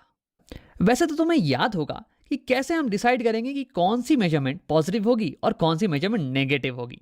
इसके बारे में हमने डिटेल में बात की थी साइन कन्वेंशन के वीडियो में। उसमें हमने कुछ रूल्स देखे थे। सबसे पहला रूल ये था कि सारी मेजरमेंट्स पोल से होगी, मिरर के पोल से। और उसे लिख लेते हैं, ये हो गई हमारी पोल, यहाँ से सारी मेजरमेंट्स होने वाली है। और दूसरी रूल ये थी कि जो भी मेजरमेंट हम इंसिडेंट रे की डायरेक्शन में लेंगे वो पॉजिटिव कहलाएगी। अब देखो, ये हो गई हमारी ऑब्जेक्ट, यहाँ से रे चलेगी और राइट डायरेक्शन में जाएगी और इंसिडेंट होगी हमारे मिरर पे, यानी कि राइट डायरेक्शन ये हो गई इंसिडेंट रे की डायरेक्शन। और जो भी मेजरमेंट हम पोल से राइट डायरेक्शन में लेंगे वो पॉजिटिव कहलाएंगी, पॉजिटिव। और जो भी मेजरमेंट हम पोल से लेफ्ट डायरेक्शन में लेंगे वो नेगेटिव कहलाएंगी। अब अगर तुम्हें इसमें थोड़ी डाउट लग रही हो ना, तो मैं चाहूंगा कि तुम साइन कन्वेंशन के वीडियो को एक बार अच्छे से देख के आ जाओ। अब अगर तुम्हें अपने आप पे कॉन्फिडेंस है तो चलो आओ आगे बढ़ते हैं। तो यहाँ मैं थोड़ी सी जगह बना लेता हूँ। हाँ, अब देखो, हमें इस वीडियो में पता लगाना है कि इमेज एग्जैक्टली कहाँ पे बनने वाला है, यानी कि हमें पता लगाना है इमेज की डिस्टेंस क्या है पोल से। हमें दिया हुआ है कि ऑब्जेक्ट की डिस्टेंस क्या है। ऑब्जेक्ट की डिस्टेंस इसे दिखा रहे हैं हम u वेरिएबल के साथ, और इमेज की डिस्टेंस इसे हम दिखा रहे हैं v वेरिएबल के साथ। हाँ, तो इमेज ऑब्जेक्ट की डिस्टेंस ये दी हुई है कुछ 6 सेंटीमीटर फ्रॉम द पोल, लेकिन हमें साइन का ध्यान रखना पड़ेगा। देखो, ये ऑब्जेक्ट जो है ये पोल से लेफ्ट डायरेक्शन में 6 सेंटीमीटर की दूरी पे है, और लेफ्ट ये हो गई नेगेटिव डायरेक्शन, ये इंसिडेंट रे के ऑपोजिट डायरेक्शन में है। तो यानी कि मैं लिखूंगा u is equal to -6 centimetres. अब आप बात करते हैं f के बारे में। इस फॉर्मूले में f भी तो है ना, तो मैं यहाँ पे लिख लूंगा f यानी कि फोकल लेंथ। और फोकल लेंथ ये जो फोकस है हमारा ये भी पोल से 2 सेंटीमीटर लेफ्ट डायरेक्शन में है, तो ये भी हो जाने वाला है -2 सेंटीमीटर। अब यहाँ के आगे फिजिक्स खत्म है, केवल अलजेब्रा बाकी है। हमें इन सारी वैल्यूज को इस फॉर्मूले में सब्स्टिट्यूट करना है, और जो वेरिएबल बाकी है ना उसकी वैल्यू अपने आप निकल के आ जाने वाली है। तो आओ करते हैं। तो देखो, ये हो गया 1/f, f की value -2 is equal to 1/v। अब v की वैल्यू तो हमें पता है नहीं, तो मैं 1/v को ऐसे ही लिख देने वाला हूं, प्लस 1/u, और u की वैल्यू -6 सेंटीमीटर्स। देखो, मैं यहाँ पे सेंटीमीटर्स लिख नहीं रहा हूँ क्योंकि सारी जो यूनिट्स है सेंटीमीटर्स में, तो यानी कि v की वैल्यू ये सेंटीमीटर्स में ही आने वाली है। ठीक है। अब देखो, दूसरी चीज़ ये कि ये प्लस और ये माइनस, इसे मैं हटा के plus into minus is minus, इसे मैं हटा के माइनस लिख देता हूँ। हाँ, अब देखो हम क्या करने वाले हैं कि हमें क्योंकि v निकालनी है ना, इसलिए मैं 1/v को एक साइड में ले आऊँगा और सारे नंबर्स को मैं दूसरे साइड में ले आऊँगा इक्वल टू साइन के। तो उसके लिए हम इक्वल टू साइन के दोनों साइड +1/6 करने वाले हैं, ताकि यहाँ से +1/6 और -1/6 गायब और +1/6 यहाँ पे आ जाए। तो आप लिखते हैं इक्वल टू के लेफ्ट हैंड साइड में आ जाएगा -1/2 और +1/6 +1/6, और इक्वल टू के इस साइड में यहाँ बच गया 1/v। यहाँ पे क्योंकि मैंने +1/6 कर दिया था, वो इस -1/6 को कैंसिल आउट कर देगा और केवल ये बच जाने वाला है। अब आओ इससे हम निकालते हैं कि ये फाइनली कितना आता है। तो ये हो जाने वाला है, देखो इन फ्रैक्शन को अगर हम सॉल्व करें तो ये कॉमन डिनोमिनेटर हम लेंगे, 2 और 6 का कॉमन डिनोमिनेटर हो गया 6, और यहाँ पे देखो इसे हमें बराबर करना पड़ेगा 6 के, तो इसलिए मैं मल्टीप्लाई कर दूंगा ऊपर नीचे 3 से, इंटू 3 और इंटू 3। हाँ, 3 to the 6 और ये ऊपर में बच जाएगा -3। आओ लिख लेते हैं इसे -3 + 1, ये बराबर हो गया 1/v के, 1/v के। तो अब इसकी वैल्यू हो जाएगी -3 + 1, ये हो गया -2, -2/6। इसे मैं यहां लिख लेता हूं, 1/v बराबर आ गया -2/6 के। इसे हम थोड़ा सा और सिंप्लीफाई कर सकते हैं। अगर मैं ऊपर नीचे 2 से डिवाइड कर दूं तो ये 2 1 2 और ये 2 3 6, यानी कि 1/v इसकी वैल्यू आ गई -1/3 के। तो यानी कि अगर मैं इसका रेसिप्रोकल ले लूं तो v की वैल्यू आ जाती है -3। और हाँ, ध्यान रखना कि सारे यूनिट जो है सेंटीमीटर्स में है, तो यानी कि v की वैल्यू आ रही है -3 सेंटीमीटर्स। इसका मतलब ये हुआ कि हमारी इमेज ये पोल से कुछ 3 सेंटीमीटर की दूरी पे बनने वाली है। लेकिन क्या तुम बता सकते हो कि वो किस साइड बनेगी, मिरर के आगे या मिरर के पीछे? तो देखो, क्योंकि हमारा साइन आ रहा है माइनस, इसका मतलब इमेज ये इस साइड बनने वाली है, मिरर के आगे 3 सेंटीमीटर की दूरी पे। अब इसे यहाँ पे बना लेते हैं एक बार, मिरर के 3 सेंटीमीटर आगे यहाँ कहीं, यहाँ पे कहीं हमारी इमेज बनने वाली है 3 सेंटीमीटर, 3 सेंटीमीटर। तो हाँ, इससे तो हमने अपना सवाल सॉल्व कर लिया और इमेज के डिस्टेंस एग्जैक्टली निकाल लिए इस फॉर्मूले की मदद से। देखो, इस फॉर्मूले में सबसे इंपॉर्टेंट चीज था साइन कन्वेंशन का ध्यान रखना। यहाँ पे अगर हमने साइन कन्वेंशन को ठीक से नहीं डाला होता तो बहुत सारी चीजें गलत हो जाती। देखो, जब मैं यहाँ पे बोल रहा हूँ कि ऑब्जेक्ट डिस्टेंस ये -6 सेंटीमीटर है, इसका मतलब कि मैं फॉर्मूले को ये बता रहा हूँ कि ऑब्जेक्ट जो है ना वो मिरर से के आगे लाई कर रहा है। अगर यहीं पे मैं ऑब्जेक्ट डिस्टेंस में +6 सेंटीमीटर लिख देता तो मेरे फॉर्मूले को लगता कि ऑब्जेक्ट ये मिरर के पीछे लाई कर रहा है। हाँ, मुझे पता है ये थोड़ा सी अजीब साउंड कर रही है कि ऑब्जेक्ट कैसे पीछे लाई कर सकता है, बट फॉर्मूला तो यही समझेगा ना, और हमें वो गलत आंसर दे देगा। अब सिमिलरली, क्योंकि मैं यहाँ पे बोल रहा हूँ कि फोकस ये -2 सेंटीमीटर पे है, तो यानी कि फॉर्मूला मेरा ये समझ रहा है कि हम यहाँ पे कॉनकेव मिरर से डील कर रहे हैं, क्योंकि कॉनकेव मिरर की फोकस जो है ना वो आगे होती है। अब अगर यहाँ पे मैंने फोकस ये +2 सेंटीमीटर डाल दिया होता तो मेरे फॉर्मूले को लगता कि हम यहाँ पे कॉन्वेक्स मिरर से डील कर रहे हैं, क्योंकि कॉन्वेक्स मिरर की फोकस ये सेम डायरेक्शन में होती है इंसिडेंट रे के, पॉजिटिव डायरेक्शन में। तो यहाँ पे हमने अपना सवाल तो सॉल्व कर लिया है, हमने एग्जैक्टली पता लगा लिया कि इमेज कहाँ पे बनने वाली है इस केस में। देखो, कभी भी किसी भी मिरर के केस में अगर तुम्हें 2 चीजें दी हुई हो, फोकल लेंथ, इमेज डिस्टेंस या फिर ऑब्जेक्ट डिस्टेंस में से कोई भी 2 चीजें दी हुई हो और तीसरी चीज के बारे में पूछा जा रहा हो, तो उस केस में तुम मिरर फॉर्मूले का इस्तेमाल करना और आंसर आसानी से निकाल लेना।